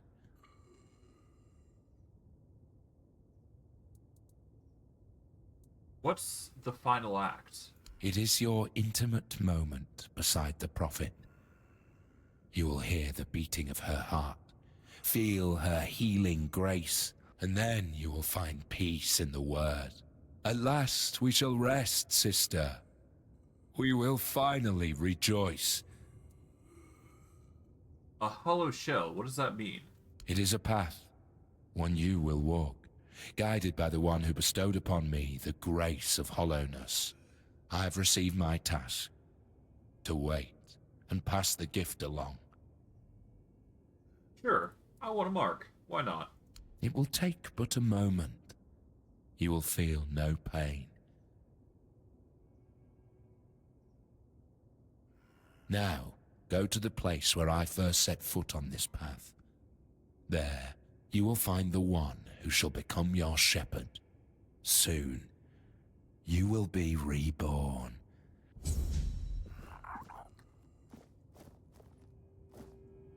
Oh, hello there. You'll come to understand why I've done this, but there's a secret if you go through this quest. You're helping that jailer with the weird face, are you? Might as well throw me in the stocks then. I ain't going down peaceful, that's for sure. I want to go to my family. What are you talking about? What am I talking about? Everyone treats me like some old fool who doesn't know what he's talking about. I can see what everyone around me is plotting. I'll remember all of this. You hear me? Alia's running a hospital, not jail, to be fair. To me, this is a prison. And the worst kind at that. Even prisoners of war get better treatment. At least they don't have mutants poking at them.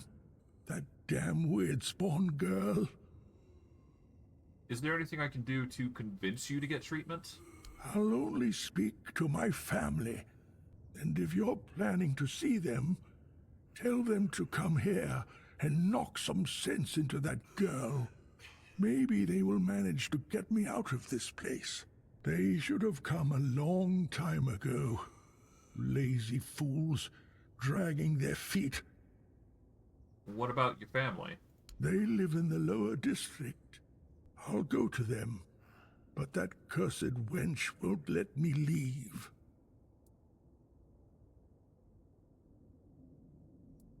Ailey said that your family is gone, taken to the island asylum. Bollocks. There's been no Red Death since King Arthur's times. I bet she's the one who filled your head with all that nonsense, eh? Don't listen to her. You can tell right away that nothing good comes from her. Good folk don't end up twisted like she is. Right. That guy's just asleep, so we will address him later. He will be awake at nighttime, specifically, so we won't be able to address him anyways. But there is a whole bunch of other quests that we have to go through, because we haven't done half of the things that we need to do. I'm just going through and accepting every single quest I can, as to why I'm going through and exploring so much. Oi, you. You're new here, aren't you? I don't think I've seen you around before. Why? There's something wrong? Ah, no, sorry. It's just that we don't see many new faces around here. Just us and the locals and, well, if you haven't noticed yet, they're not the friendliest bunch. They seem friendly enough to me. Do they? Then maybe we're all just sick of looking at each other. I'm sure they're not all bad. This must all be quite hard for them. But it's not like I want to be here either. I've got a pregnant wife waiting for me at home, and they won't even let me buy a book for her. A book? Yeah, about birthing and labour and whatnot. It's going to be our first, you see, so my wife's worried sick. I wanted to send it to her, to ease her mind, you know? But that Dalrita wench chased me out of her bookshop and won't let me back in. Well, why were you chased out? Ugh, because she hates Camelotians. Why else? I mean, I know the folks ain't exactly happy about us being here, but Vrel? She's Dalrita. They're taught to hate us from birth.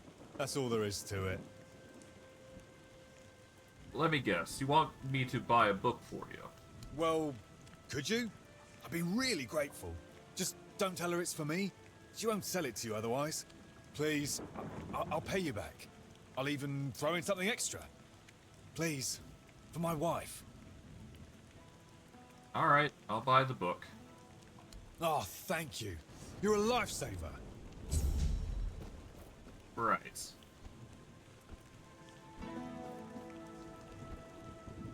I'll worry about that in a bit. But there's a few things that we can grab here.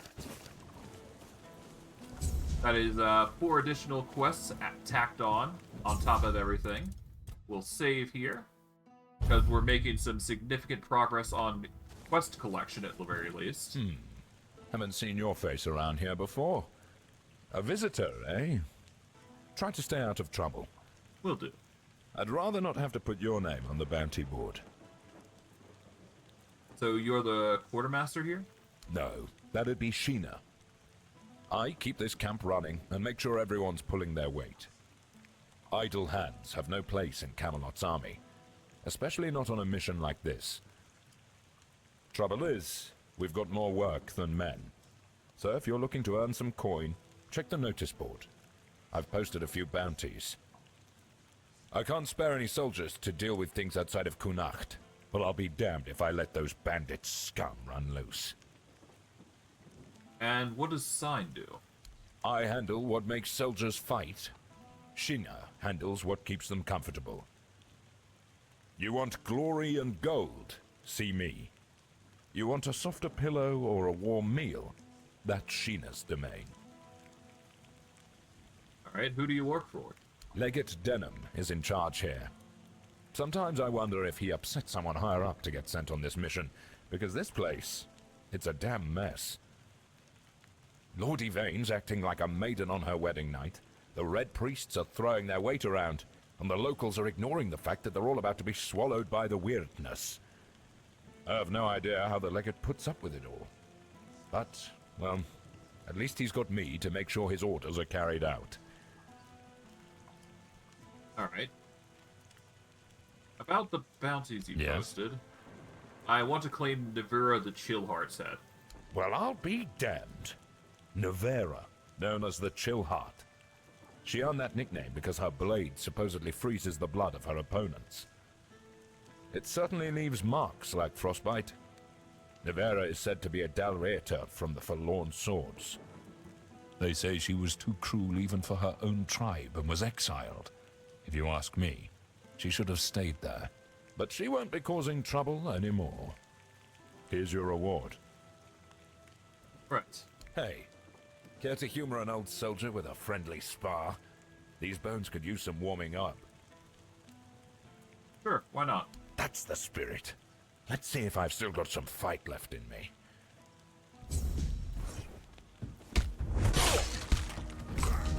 Damn it all, that was pathetic. 2 strikes and I'm on my ass. What happened to me? To be fair, I was using fists. I used to be a force to be reckoned with. Now I'm just an old fool, shuffling papers and barking orders.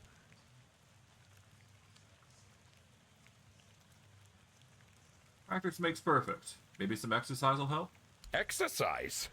I don't have time for that. I'll be in the grave before I see results. No, I need something faster, something stronger. You mean magic? Exactly. You're quick. I'll give you that. There are potions, elixirs, things out there that can bring back the strength I've lost. I need one of those. Not some quack remedy, mind you. Something real. Something powerful. You know who might have such a potion? If I knew, I'd have fetched it myself. But there's talk of alchemists in the region who dabble in such things. And if anyone's got the gall to brave the wilds for it, it's you. I've also heard about some powerful stuff from the Dalrieta tribes. Trust me, I'm not a fan of those folks. But if it works as they say it does, I'll take it. I'll see what I can find. Good. You'll be paid, of course. Just bring it quick, all right? The idea of sitting around like this for another day is unbearable. Tell me something about yourself. I'm Immunis Askell. If you're here for war stories, forget it. I've no time to entertain idle curiosity. Most of the fighting's behind me now. I've traded my sword for paperwork. Not glamorous, but necessary.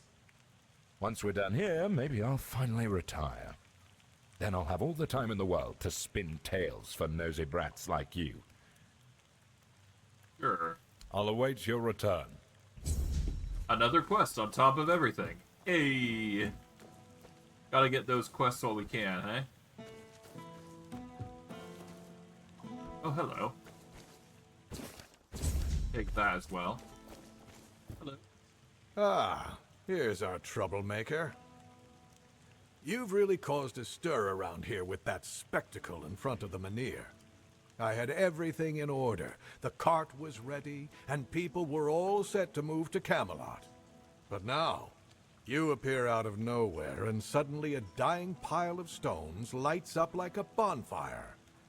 That's bad. That's very bad. And why is it so bad? Firstly, because now I have to write yet another report to Camelot that we're going to be late, and that they need to send us even more supplies. Secondly, you've somehow reignited the Menhir, and this has reignited people's hopes that they can stay. And that's dangerous. And before you ask why it's dangerous, take a look around town. The recent Red Death outbreak took its toll, and I'm pretty sure things are just going to get worse and worse. But you should be thankful to them. Their hopes are the only reason we haven't locked you up for sabotaging our initiative. It's not like I knew this was gonna happen. That's the assumption I decided to go with, and that's why we're talking. Perhaps there's still a chance to sort out this mess. What do you have in mind? You can go tell Murig that your presence doesn't change anything about our deal, and that you are unwilling to help with his endeavors, whatever they may be. And if he doesn't listen, play along, but come back to me when you learn what he has planned.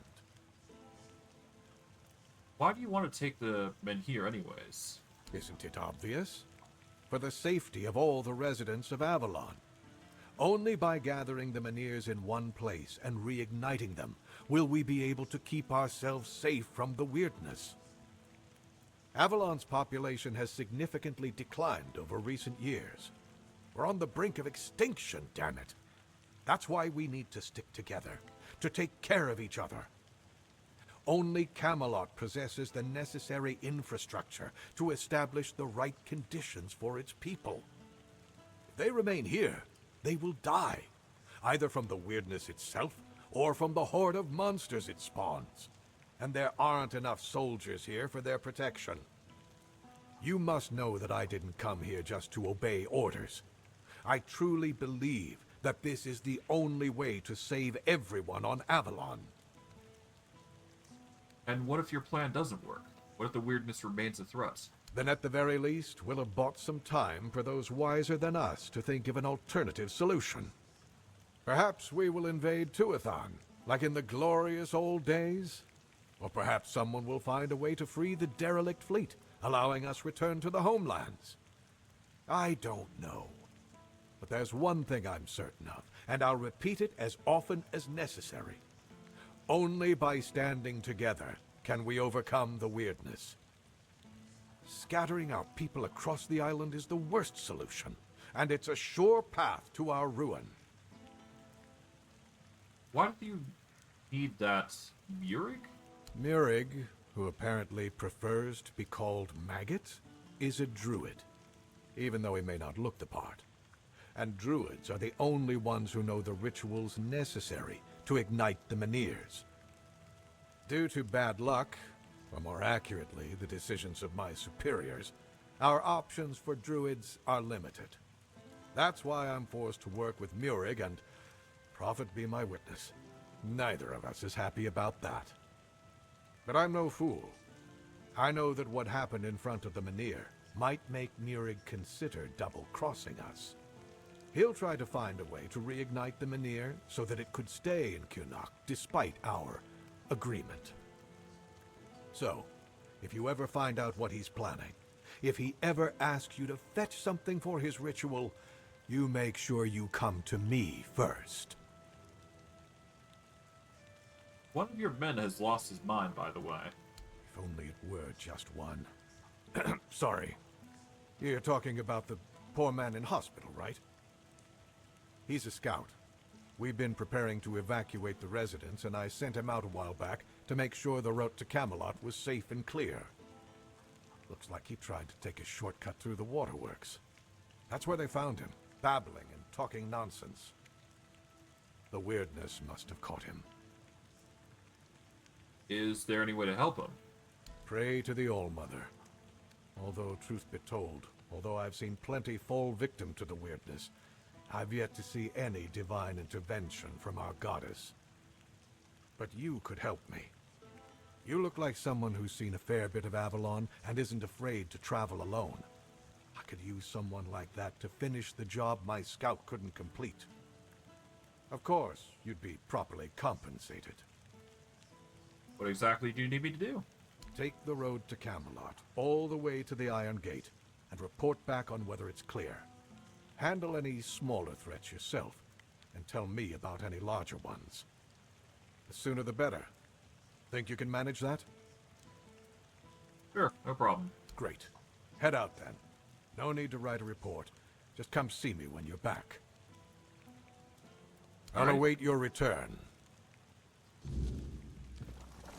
Yet another quest on the list of quests that we gotta do.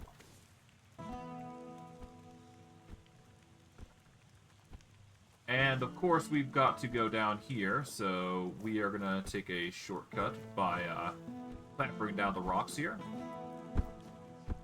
It'll just save us some time, and we can get to this quest board, which will house more stuff. There we go. That's another 4 quests toppled onto one another. We can go over to here, because this is a good spot for dealing with forge work. We'll go from there. So, let's see. Attach relics. We're going to retrieve the bloodstain thing in favor of other things. We are going to increase max health by 3. For this, we've got... Oh, there's a chance that we just ignite enemies when they hit in close combat, so that's good. We've also got the Gem of Stamina.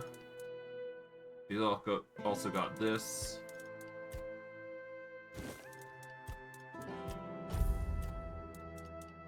There we go. Let's see. Boots and leggings. Let's see. Gauntlets.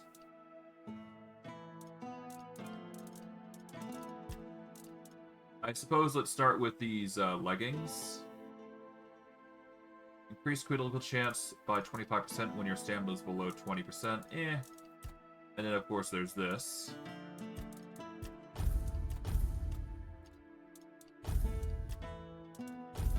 There we go. And then we go for the boots.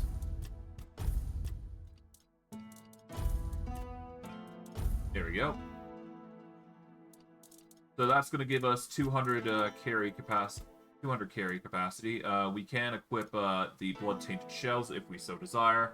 I'm not going to do that, however, because I do believe it's more important that we do not heal when we kill an enemy, because this just makes it useless when we try and attack somebody.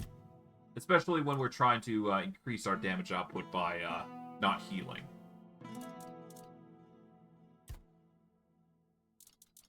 So there is merit to what I'm doing here. I am half considering actually swapping my shield for something else. Because as much as I do think the Blood Tith shield is a good choice, we do need a different one in order to benefit from shield effects. Successful parries create a small ice barrier. Increase the block to 100, no. I think it might be in our best interest to go with the block of ice, because that will increase our defensive values. Or rather, it will just apply a buildup of chill, which is different from what we have, but it is an application that will apply effects. And it will be one of the few ways we can actually get a chill. But I guess we'll stick with the Blood Tith shield for now, because that's probably for the best. Let's see. Upgrades. What can we do here? We could upgrade the Screaming Armor, which would allow for it to take more incoming damage instead of us. Takes 22% of incoming damage instead of you, while screaming in agony.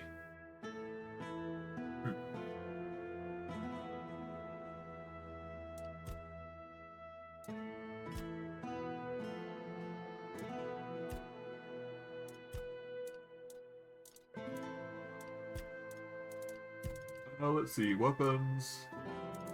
If we upgrade the shield, we can increase our block significantly. So there is options there.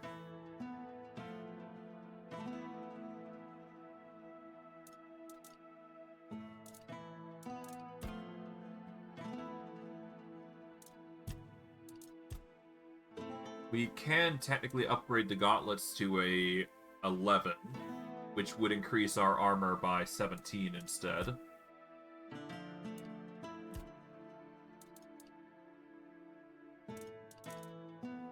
I believe I want to use a helm, was it?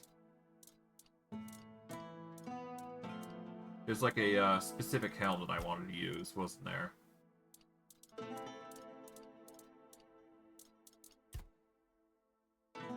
Increase critical damage by 25% when your health is below 20.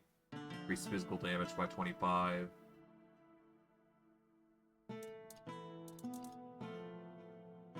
Well, I do need to get my strength up to 15 anyway, so there is that.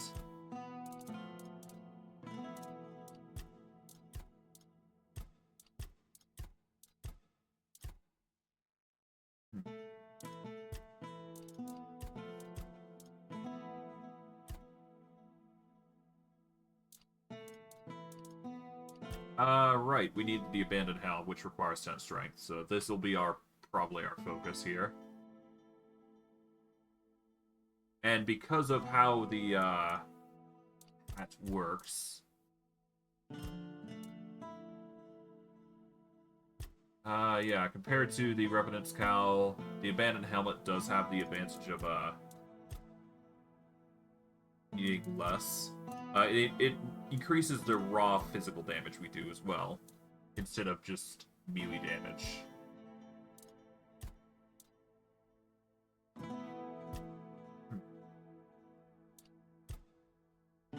Yeah, no, this would increase physical damage, which is similar to how the Sir Lancelot helm works, I suppose.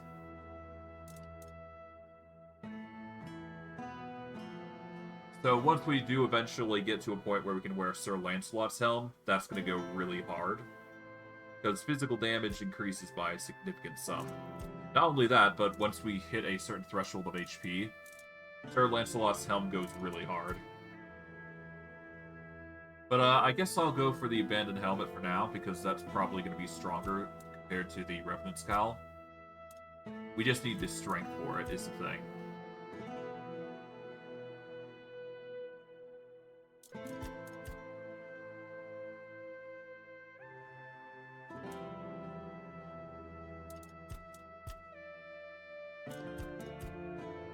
There we go.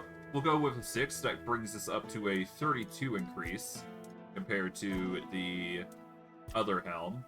But the difference in armor is significant. At least to a 4-point difference, which is great for us.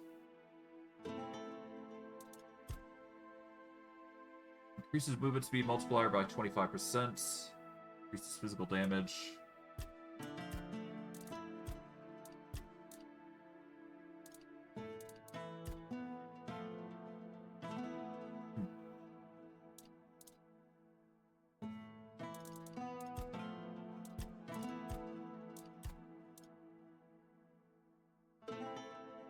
When you have full health, deal 50% more damage, increases melee damage by X amount. Okay.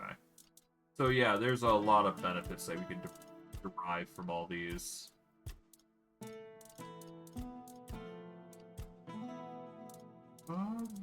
Yeah, no, we got quite a bit of good stuff here.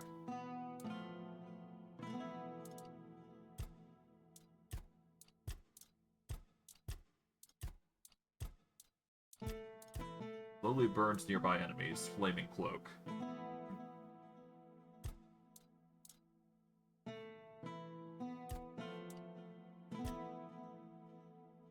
If we upgrade this, this can increase our critical chance. So why not? I mean, I do want to increase the critical chance anyways, so this is good. It also increases stamina regen by set amount points, so the Dual Knight Cape actually goes really hard for us. And considering it increases our crit by 15 now, that's going to be really good.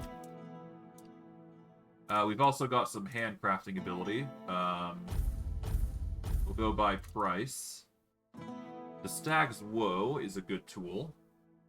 Hitting a target has a 50% chance to restore health. Hitting a target has a 15% chance to restore stamina. We're going to make the Stag's Woe, because I do believe I want to make that. There we go. That's a new tool to add to our list of many. We'll make 3 of those Flayed Drowner gloves. 2 of those Revenant Red Cages.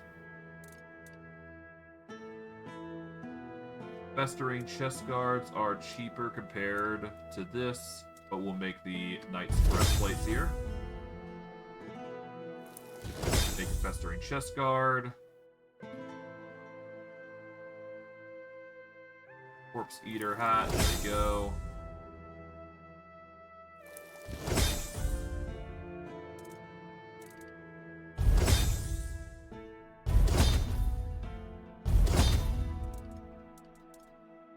And just to spearhead this, we're going to do this, so that brings it to 97 crafting.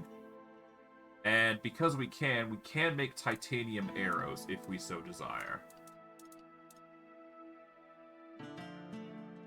And considering I have no use for the titanium ore just yet, aside from maybe upgrading Sir Lancelot gear, I guess I can just upgrade Sir Lancelot's gear, because I do need to upgrade that eventually anyways. We're going to go armor here. Specifically, we're going to want to upgrade his helmet. We're also going to need to upgrade the chest piece. I guess the Screaming Armor does come off as like a strong tool that we could use, potentially. Sir Lancelot's chest piece, though, goes really well, though, because it's giving a significant increase. So I will upgrade these. Increases melee critical chance if we go for the armor. I mean, we are going to need a melee critical chance anyway, so...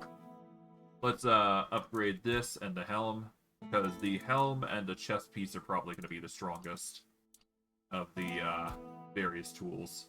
We'll have to get something better eventually, but we're definitely going to wear Sir Lancelot's gear, I'm thinking. Let's go to Emperor's house, because I'm curious to see what this guy's got for us. If nobody's working the anvil, then it means the forge is closed, and it will stay closed until Beor gets better. What happened to Beor? A woman happened. He was chasing after some girl he thought the world of. Almost ended up shuffling right off this mortal coil.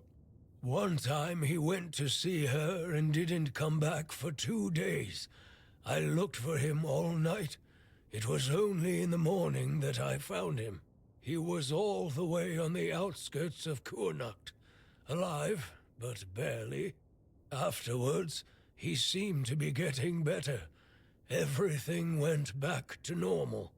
For a while, I could see that he was starting to struggle with swinging the hammer, until one day, he just passed out completely.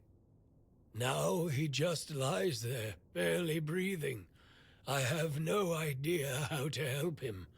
Nianti, Maggot, none of them know what's wrong with him either. I told him that it's no use chasing after a girl, that she'll come to him if she wants to. Stupid kid. I feel bad for him. And the girl? What happened to her? What do I care? Whatever happened there could have been her fault, so excuse me for not running to rescue her. I only know that she wasn't from here. Beor's wound wasn't caused by a mere boar, oh no. Hell knows what happened there. You know where he was attacked? He didn't want to tell me what actually happened. But I know that youngsters in love used to visit this one cave with a spring. It was all hogwash, if you ask me.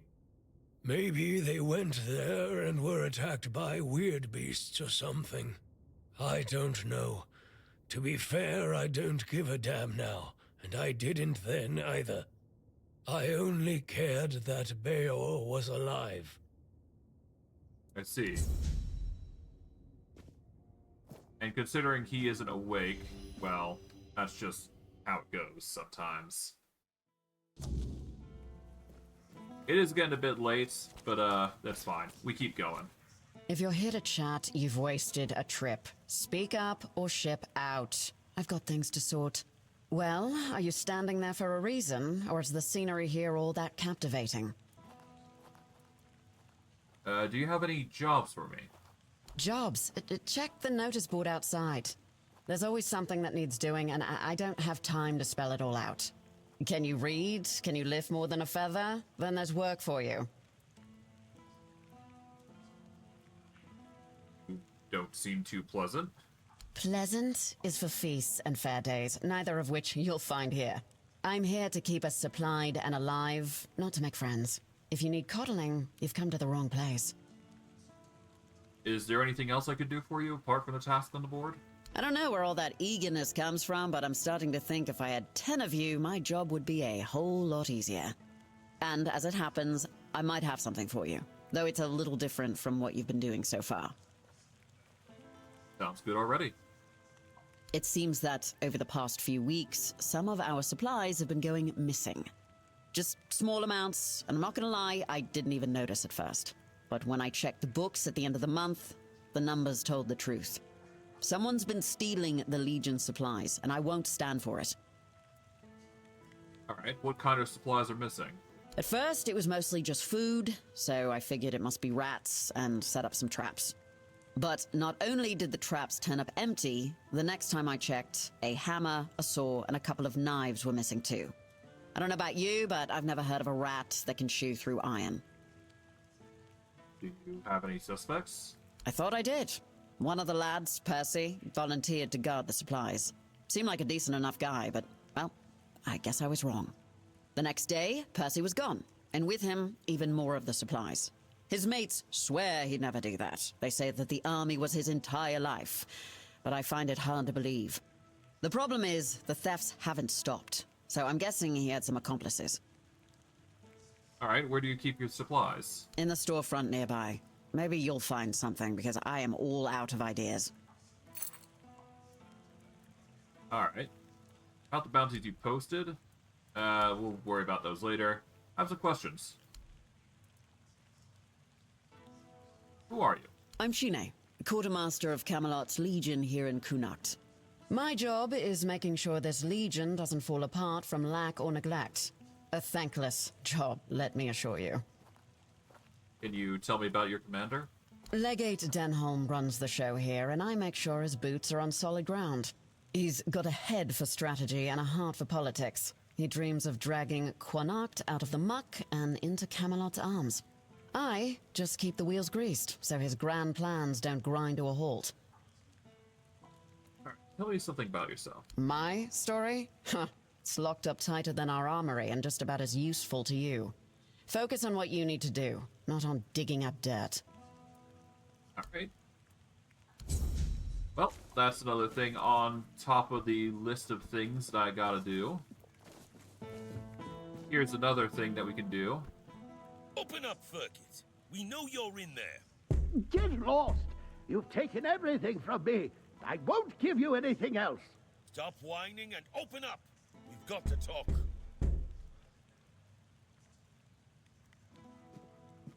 I've had enough of this lunatic. Keep an eye on him in case he gets out. I need a rest. What do you want? Just curious about what's going on here. Then go be curious somewhere else. We have our orders. Open up, Ferkit! Not a chance! Perhaps I could try talking to him? What happened? No, you could not, because it isn't your job. But if you really must know, yesterday one of our warehouses caught fire because of one of Ferkit's inventions. Denham ordered us to investigate, but how are we supposed to do that if we can't question the suspect? Come on, Ferkit! I don't have all day! I don't care! Leave me alone! If I get your commander to agree, will you let me in? The soldiers. We follow orders. If it's an order from Denham, then sure. I'll gladly leave the yelling to you. Ferkit! Open up! Weirdness take you, you thieves! Sounds good. For obvious reasons. Alright, well that's nice. Alright, so we got a quest and a half for that, so that's good.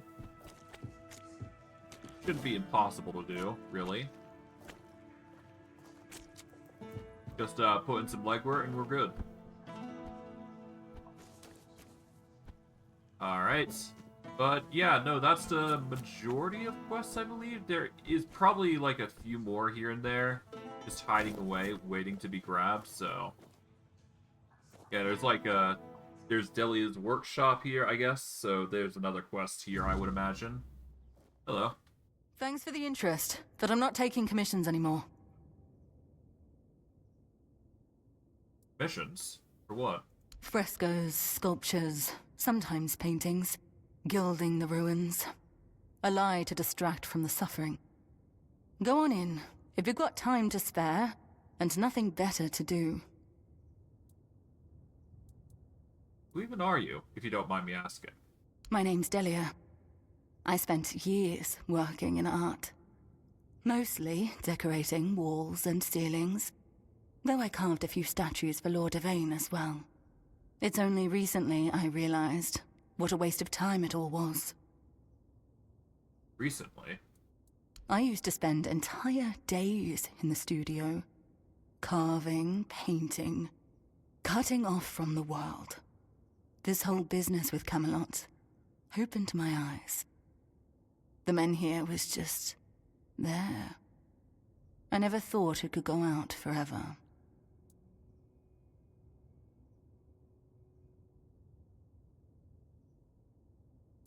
I get the feeling you've lost all faith in ours. People have lived on Avalon for 600 years.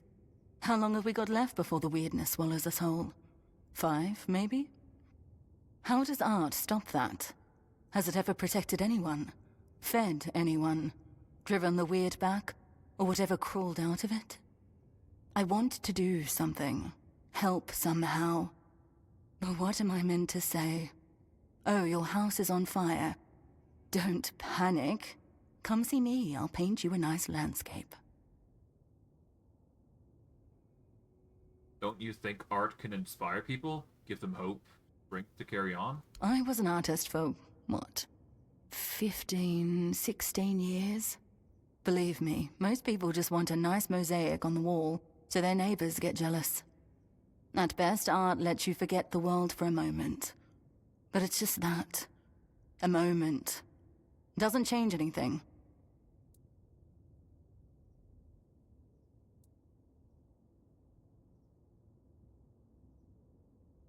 You've got quite a few pieces here. Planning to take them with you to Camelot? If relocation actually happens, I don't know if I'll go. The capital will need workers and sharp minds to try and delay the end of the world. Can't say I'd be much use. So you're just gonna give up? Maybe I shouldn't. But lately, it doesn't feel like the world's ending. It feels like it already has. People just haven't accepted it yet. Well, I recently got a house in Connacht. Maybe you could help me make it a bit nicer? You bought a house in Connacht, even though everyone else is leaving. Well, I won't lecture you on investments. I wasted my own time quite spectacularly. As for helping you decorate, I have to decline. Sorry, I don't see the point, especially with the weirdness about to flood the town.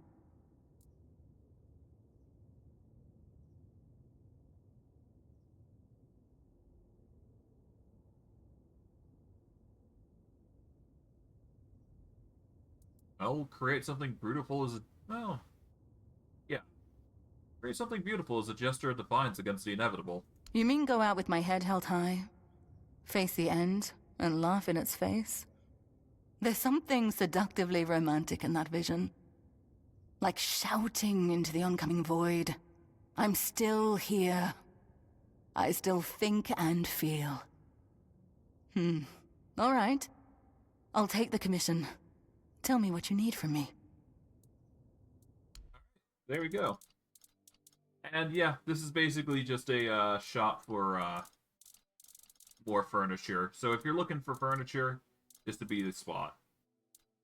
Among many other places that you can go and buy stuff. But yeah, it's just one of those things where you get a whole bunch of choices and all that.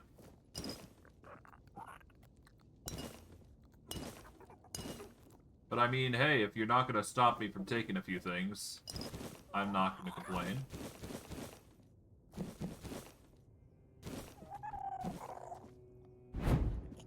You really shouldn't have done that. What?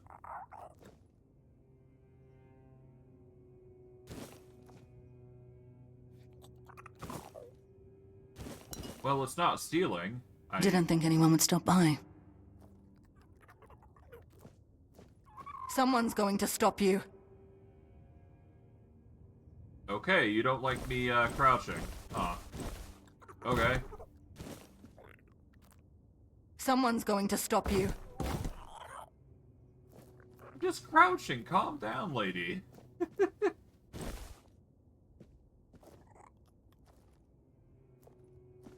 Somebody's booty. Jeez.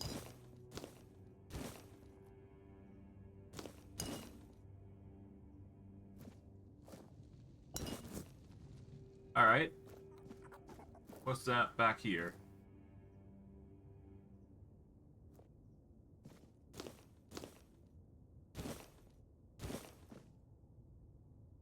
Okay.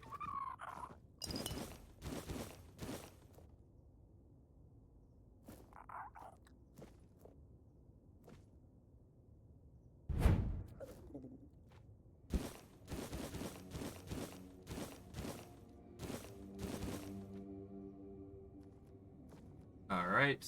Keep in milk. Oh, it's you.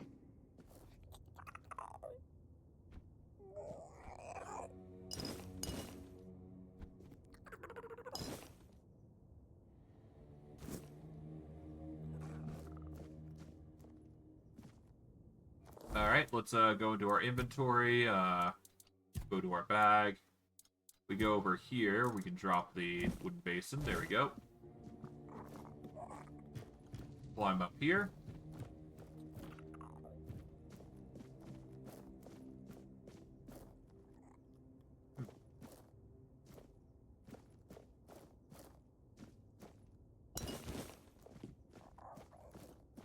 Doesn't appear that there's anything here, just a whole bunch of art, which I can respect.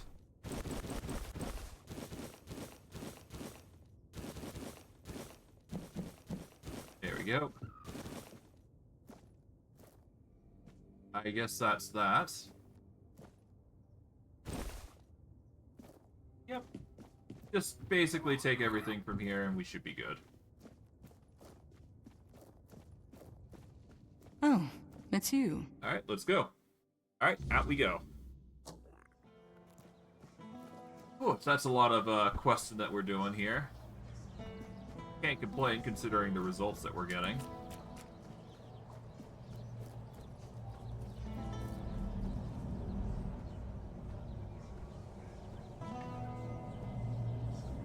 Alright, I do believe that's the majority of questing that we needed to do.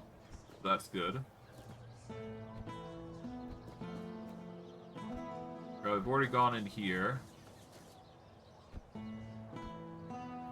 There's also this area that we haven't done. So we're gonna save here. Let's go in.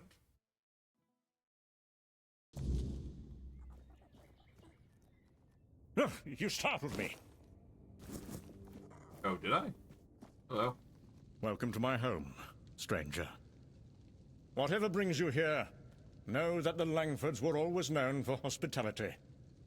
Even in times like these. Sit down. Have a drink with me. Thank you. I didn't expect that. This is precisely what you should expect from the Langfords. This place has seen better days, sure. Used to be full of people. Now no one bothers. Not since things turned sour. But it's still mine. I was born here, and I'll die here. Let those damn Camelosians try and drag me out. That said, do you have anything we could drink? Here. Finally! Someone with proper manners. Everyone else around here just takes and takes. I've nearly forgotten what kindness feels like. But never mind all that. Come, sit, feel at home. What's the word out there? Still cheering and selling cabbages while the world rots beneath their feet? Well, what happened to your family? They happened to themselves. Misfortune, betrayal, weakness. By the time it all landed on me, the gold was gone and the doors were already closing. And somehow I'm the one everyone points at. Well, why don't you leave? And go where? Wander the roads like some beggar? My family has lived in this town for centuries. I'd rather be crushed beneath the stones my forefathers placed here than abandon them.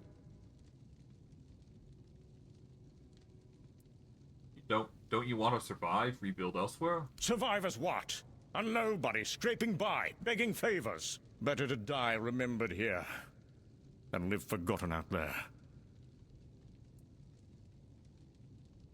So, you live here all alone? All alone? Not quite. There's one left. A servant. Stays up in that shed on the roof. She doesn't talk much, though. She's probably waiting for me to croak, so she can sell the place for scrap. But she'll be waiting a while. I've outlived better people. What caused your family's downfall? My uncle's betrayal is what started it all. He convinced my father to invest the family fortune in a new mining venture in the northern hills. He said the ore will make us wealthier than ever. Ha!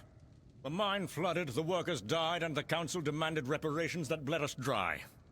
Then the vultures descended. Merchants calling in debts. Neighbors turning their backs. My father died of grief. And I inherited nothing. Don't seem to like the Camelosians very much. The Camelosians? Upstarts and pretenders, the lot of them. And now they strut about, issuing orders about the weirdness coming. Convenient excuse to drive me from my ancestral home, isn't it? You don't believe in the weirdness. Believe? I've heard tales of the so-called weirdness ever since I was a child. Always coming, never arriving. Just another ghost story they use to control the weak-minded. My grandfather told me how the Camelosians used the same trick 50 years ago, to seize the eastern valleys. Danger coming, we must relocate for safety. And look who owns those fertile lands now. I wasn't born yesterday. This house has stood through worse than some mystical threat they can't even properly describe. Right. Leaving already? Well, I suppose that's to be expected. Everyone leaves in the end. Go on, then. Back to your important business. But tell others what you saw here. The last Langford, holding his ground, while the world crumbles. Right. Right.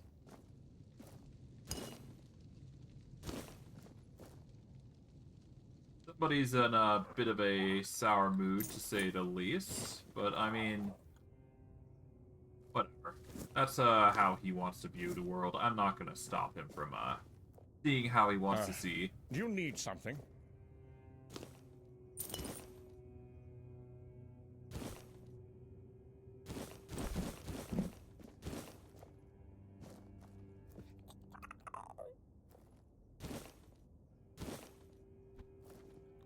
Okay.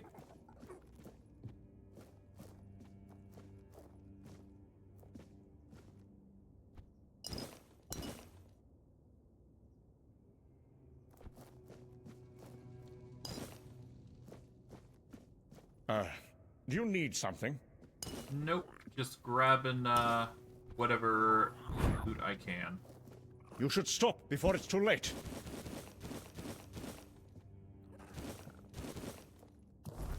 Okay.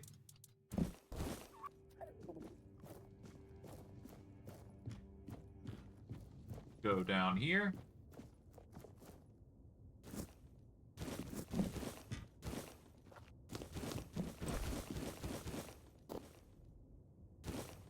Okay. Anything down here?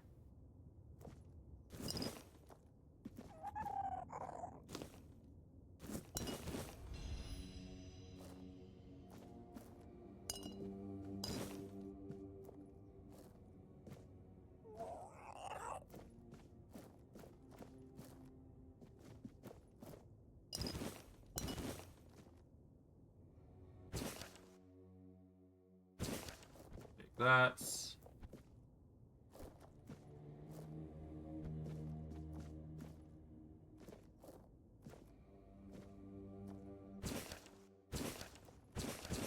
Okay, this guy has, some, interesting books. Yeah, so those are the, unique books that I don't want to, read, so don't bother, asking me to read those. Do you need something?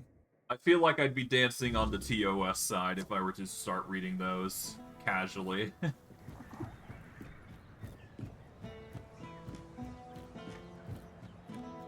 I guess we can go into Lyra's house, see what's going on here. Hello. Ah, a visitor. Let me guess. You've been chatting with the last great Langford downstairs? I could hear his booming voice from up here. Always the same stories, the same complaints. He said you're waiting for him to die so you can sell this place. Sell it? To whom? This place is worth nothing, but memories and rot. And if I wanted him dead, I wouldn't have spent 30 years cooking his meals and washing his clothes. So, I've heard he told you about the betrayal, the mine, his poor father dying of grief. You want to know what really happened? Sure. There was a mine. That much is true. But it wasn't his uncle's idea to dig. It was his. The last great Langford heir, barely 20 and already gambling away the family fortune in Camelot taverns. The mine was his desperate attempt to recover his losses. He ignored all the warnings, water pockets, old miners who refused to work there. He hired desperate folk who didn't know any better. When it collapsed, 27 miners died, and not a single coin was spent on their families until he was forced to pay up.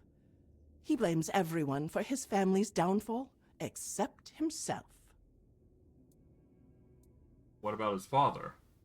Sir Senric was a good man. He didn't die of grief. He died trying to make things right. Traveled to every family that lost someone, offering what compensation he could. Worked himself to exhaustion trying to salvage the family name. The night he died, our noble heir downstairs was passed out drunk in the gambling halls of Camelot. Didn't even attend his father's funeral. And the Camelotians he hates so much? The Camelotians offered to help. Some lady wanted to pay half of his debts out of respect for his father. The young drunk threw a wine bottle at her and called her a vulture. He said all the servants drank his cellar dry and vanished. There were 12 of us left when things got bad. Loyal folk who stayed even when the pay stopped. For months, we used our own savings to keep food on the table. His table, mind you. Then winter came, and the food stores were empty. The old groundskeeper froze to death in his cottage because the Lord needed the firewood for himself. The others left one by one. Only I remained, foolish old woman that I am. Why do you really stay? Not for him, for the promises I made to his father. Watch over my son, Lord Senric asked me as he lay dying. He is lost, but perhaps one day he'll find his way. 30 years I've waited for that day. But now, with the weirdness coming, even promises must sometimes be broken. He also doesn't believe the weirdness is real. He knows it's real. That's the most pitiful part of his charade. Sometimes at night, I hear him at the east window, watching the mists with a spyglass, whimpering like a child. But to admit that it's real would mean admitting the Camelotians are right, and he'd rather die than do that. Have you seen the weirdness yourself? Last week, it took the old mill at the edge of town, turned it inside out. Stones became light as paper. Water flowed upward. You know, I think I saw that, didn't I? Whatever you decide to do, don't linger too long. Some ends come whether we're ready or not. I've packed my things. Soon I will leave, with or without him. I fulfilled my promise for long enough. I can try to convince him to leave with you. And why would I want to leave with him? I think I've carried this burden for long enough. It seems he'll die without you. That's the cruel truth of it, isn't it? 30 years I've kept him alive. And what thanks have I gotten? None. But you're right. He wouldn't last a week without someone to cook his meals and tend his fire. Even his self-pity needs an audience. And you're not wrong. He's certainly in a state where you can't not just look over him. I'll deal with all that in a bit. Well, eventually, I would say.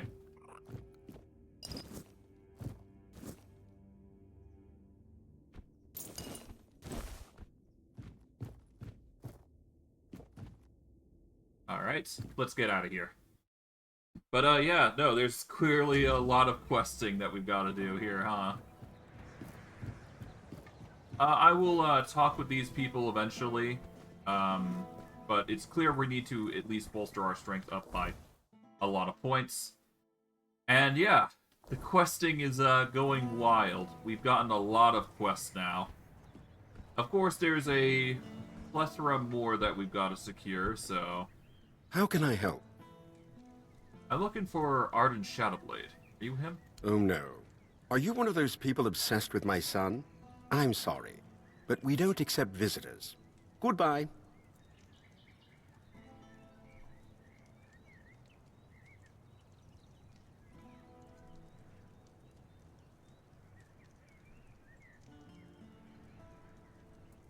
Son?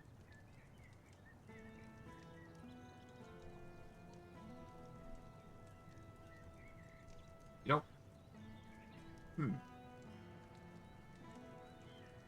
Don't look that old. Wait. How old is Arden? I'm sorry, but I don't share any information about Arden. I'd appreciate it if you left him alone. Listen, I need to talk with him. His books are dangerous. Dangerous? Those almanacs he writes about armor? Are we talking about the same books?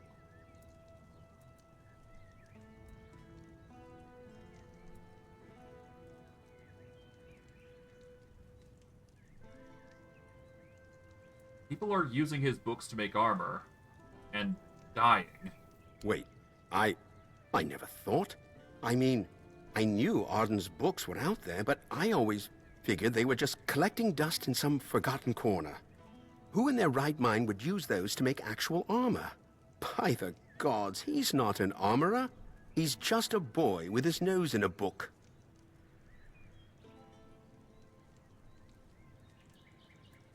You must have known he was famous. I never imagined he was famous. Sometimes people fascinated by the almanac show up here, but I thought it was just a handful of lunatics. Did you see this coming? You must have known the risk when you let the merchants take his work. Now that you say it, I suppose I should have known. When those merchants from Timberwall came asking for more of Arden's work, I should have realized something was off.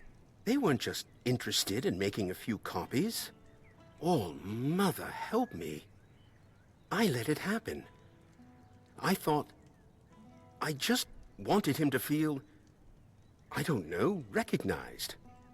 I never stopped to think how serious it might all become, that someone would actually try to make armor based on his advice. I should have thought of it then, should have seen the risk, but no. I just thought it'd be a little bit of coin, a bit of pride for Arden. Now look at the mess I've caused. Go inside. Speak with my son if you want. I'd be grateful if you could try to explain this to him. Oh, so this is Shadowblade's abode, so we're gonna save here. I'm not sure if we'll be able to, solve this situation, but we'll see. Perhaps talking it out is for the best, and maybe giving him a proper teacher would be a good idea.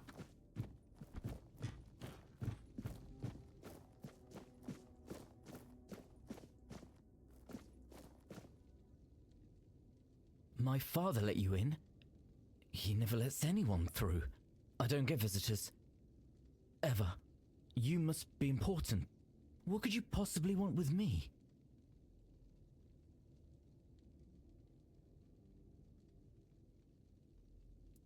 You do realize you're quite a legend, right? That doesn't make any sense to me.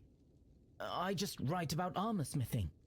I mean, I know my books are out there, but they're not special. They're just descriptions, really. I don't see why anyone would care that much. You've got a huge following. That's surprising.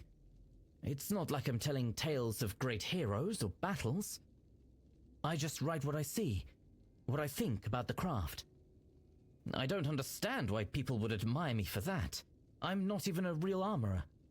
It's not like I'm some master craftsman people should look up to. I thought I was making it clear how beautiful the process is. Your writing style is quite convincing. It's just how the words come out when I write. I didn't think it mattered all that much, as long as the ideas were clear. What made you so interested in armor? The Knights of the Round Table. I used to read all about their adventures, and I'd always get stuck on the parts when they described armor. What type of steel was it? What kind of joints did it use? How did it move with the body? I needed to know how all the pieces fit together. Knights are impressive, yes, but what really caught my interest was how their armor worked. It's not just about charging into battle like people think. There's a logic to it. A system. I suppose the stories of adventure and heroism are part of it too. But armor. A knight can't fight if his armor doesn't fit exactly right. And there's something satisfying about that kind of precision. Well, you need to stop writing. Your books are dangerous. Dangerous? How could writing about armorsmithing be dangerous? I don't understand. I'm not telling anyone to go into battle with the things I make. I'm just documenting the process. The way I see it. The way I learn. It's no different than a chronicler writing about wars or knights. Their words don't cause harm. My books, they're meant to show how beautiful armorsmithing is. I love the craft, the intricacies, the details. Why should that be dangerous?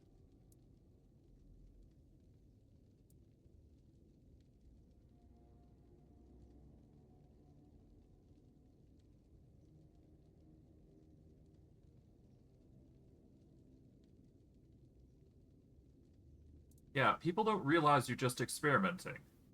They see your books as expert knowledge. But that doesn't make sense. Why would they trust me more than actual armorers? I'm just someone who loves writing about the craft. Why would anyone take my words over the words of someone who's been working metal their whole life? I thought they'd see it for what it is. Just the way I understand things. It's not meant to replace real experience. I'm perplexed. How could anyone think that?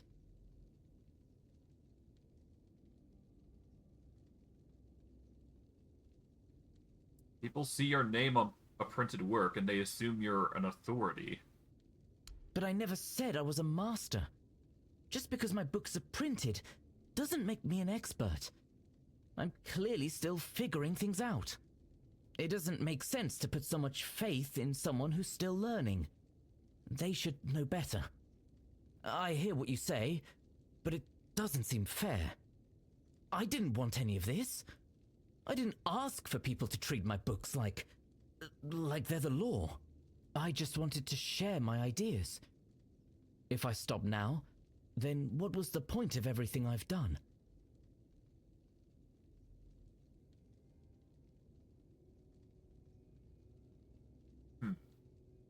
You should consider writing to Osbrinth, the blacksmith from the Horns of the South. You can learn a lot from him. Osbricht? Yes, I've heard of him. He's the one who developed the unique folding technique for battle hammers, right? His work is incredible. I've never thought about writing to him, though. I don't usually reach out to people. They tend to misunderstand me. And what if he doesn't reply? Or what if my ideas seem foolish to him? What if I say something wrong? I'll make sure he gets your letter and responds. We're friends. Wait, you actually know Osbricht? You're friends with him? I didn't think... I mean, he's a legend. I've been studying his techniques for years, but the thought of actually getting to speak with him? I didn't think that was even possible. If you can get my letter to him, I could finally ask him about his folding methods, his process, everything. This is... I don't know what to say. It feels unreal. If Osbricht replies, if he reads my work, maybe I could really learn from him. This could change everything. Here Here's my letter. I'll get to Osborne's. Take care, Arden. Thank you.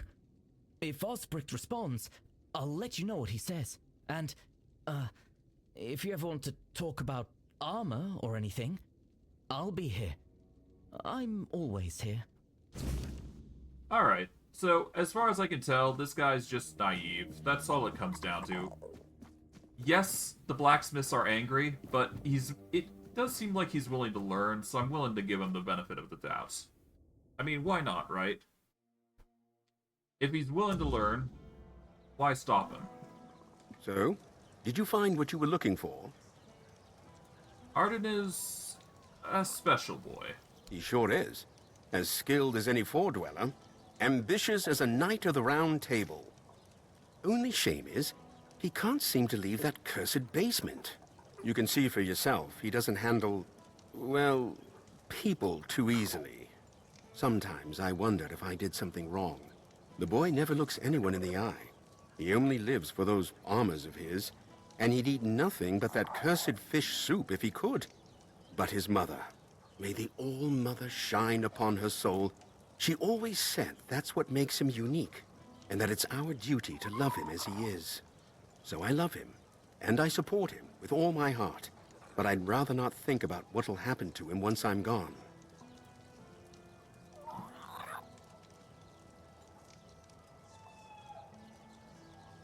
He'll manage. He's a smart boy, and he's worth trusting. Maybe you're right. Maybe I don't trust myself or my own parenting. Maybe he understands more than I realize.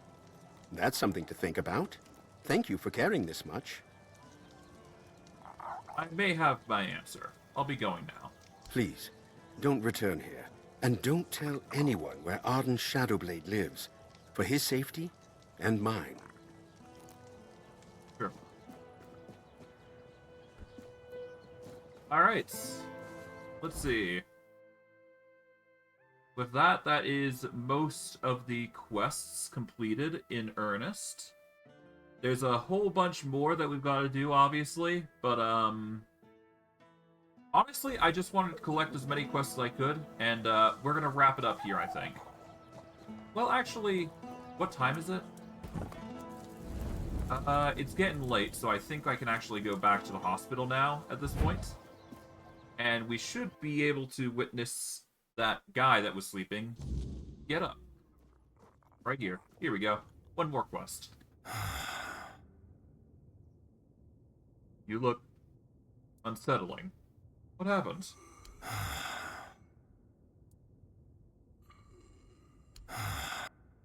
Are you a ghost? Hey, I'm talking to you. Please, don't yell. You look unsettling. What happened? My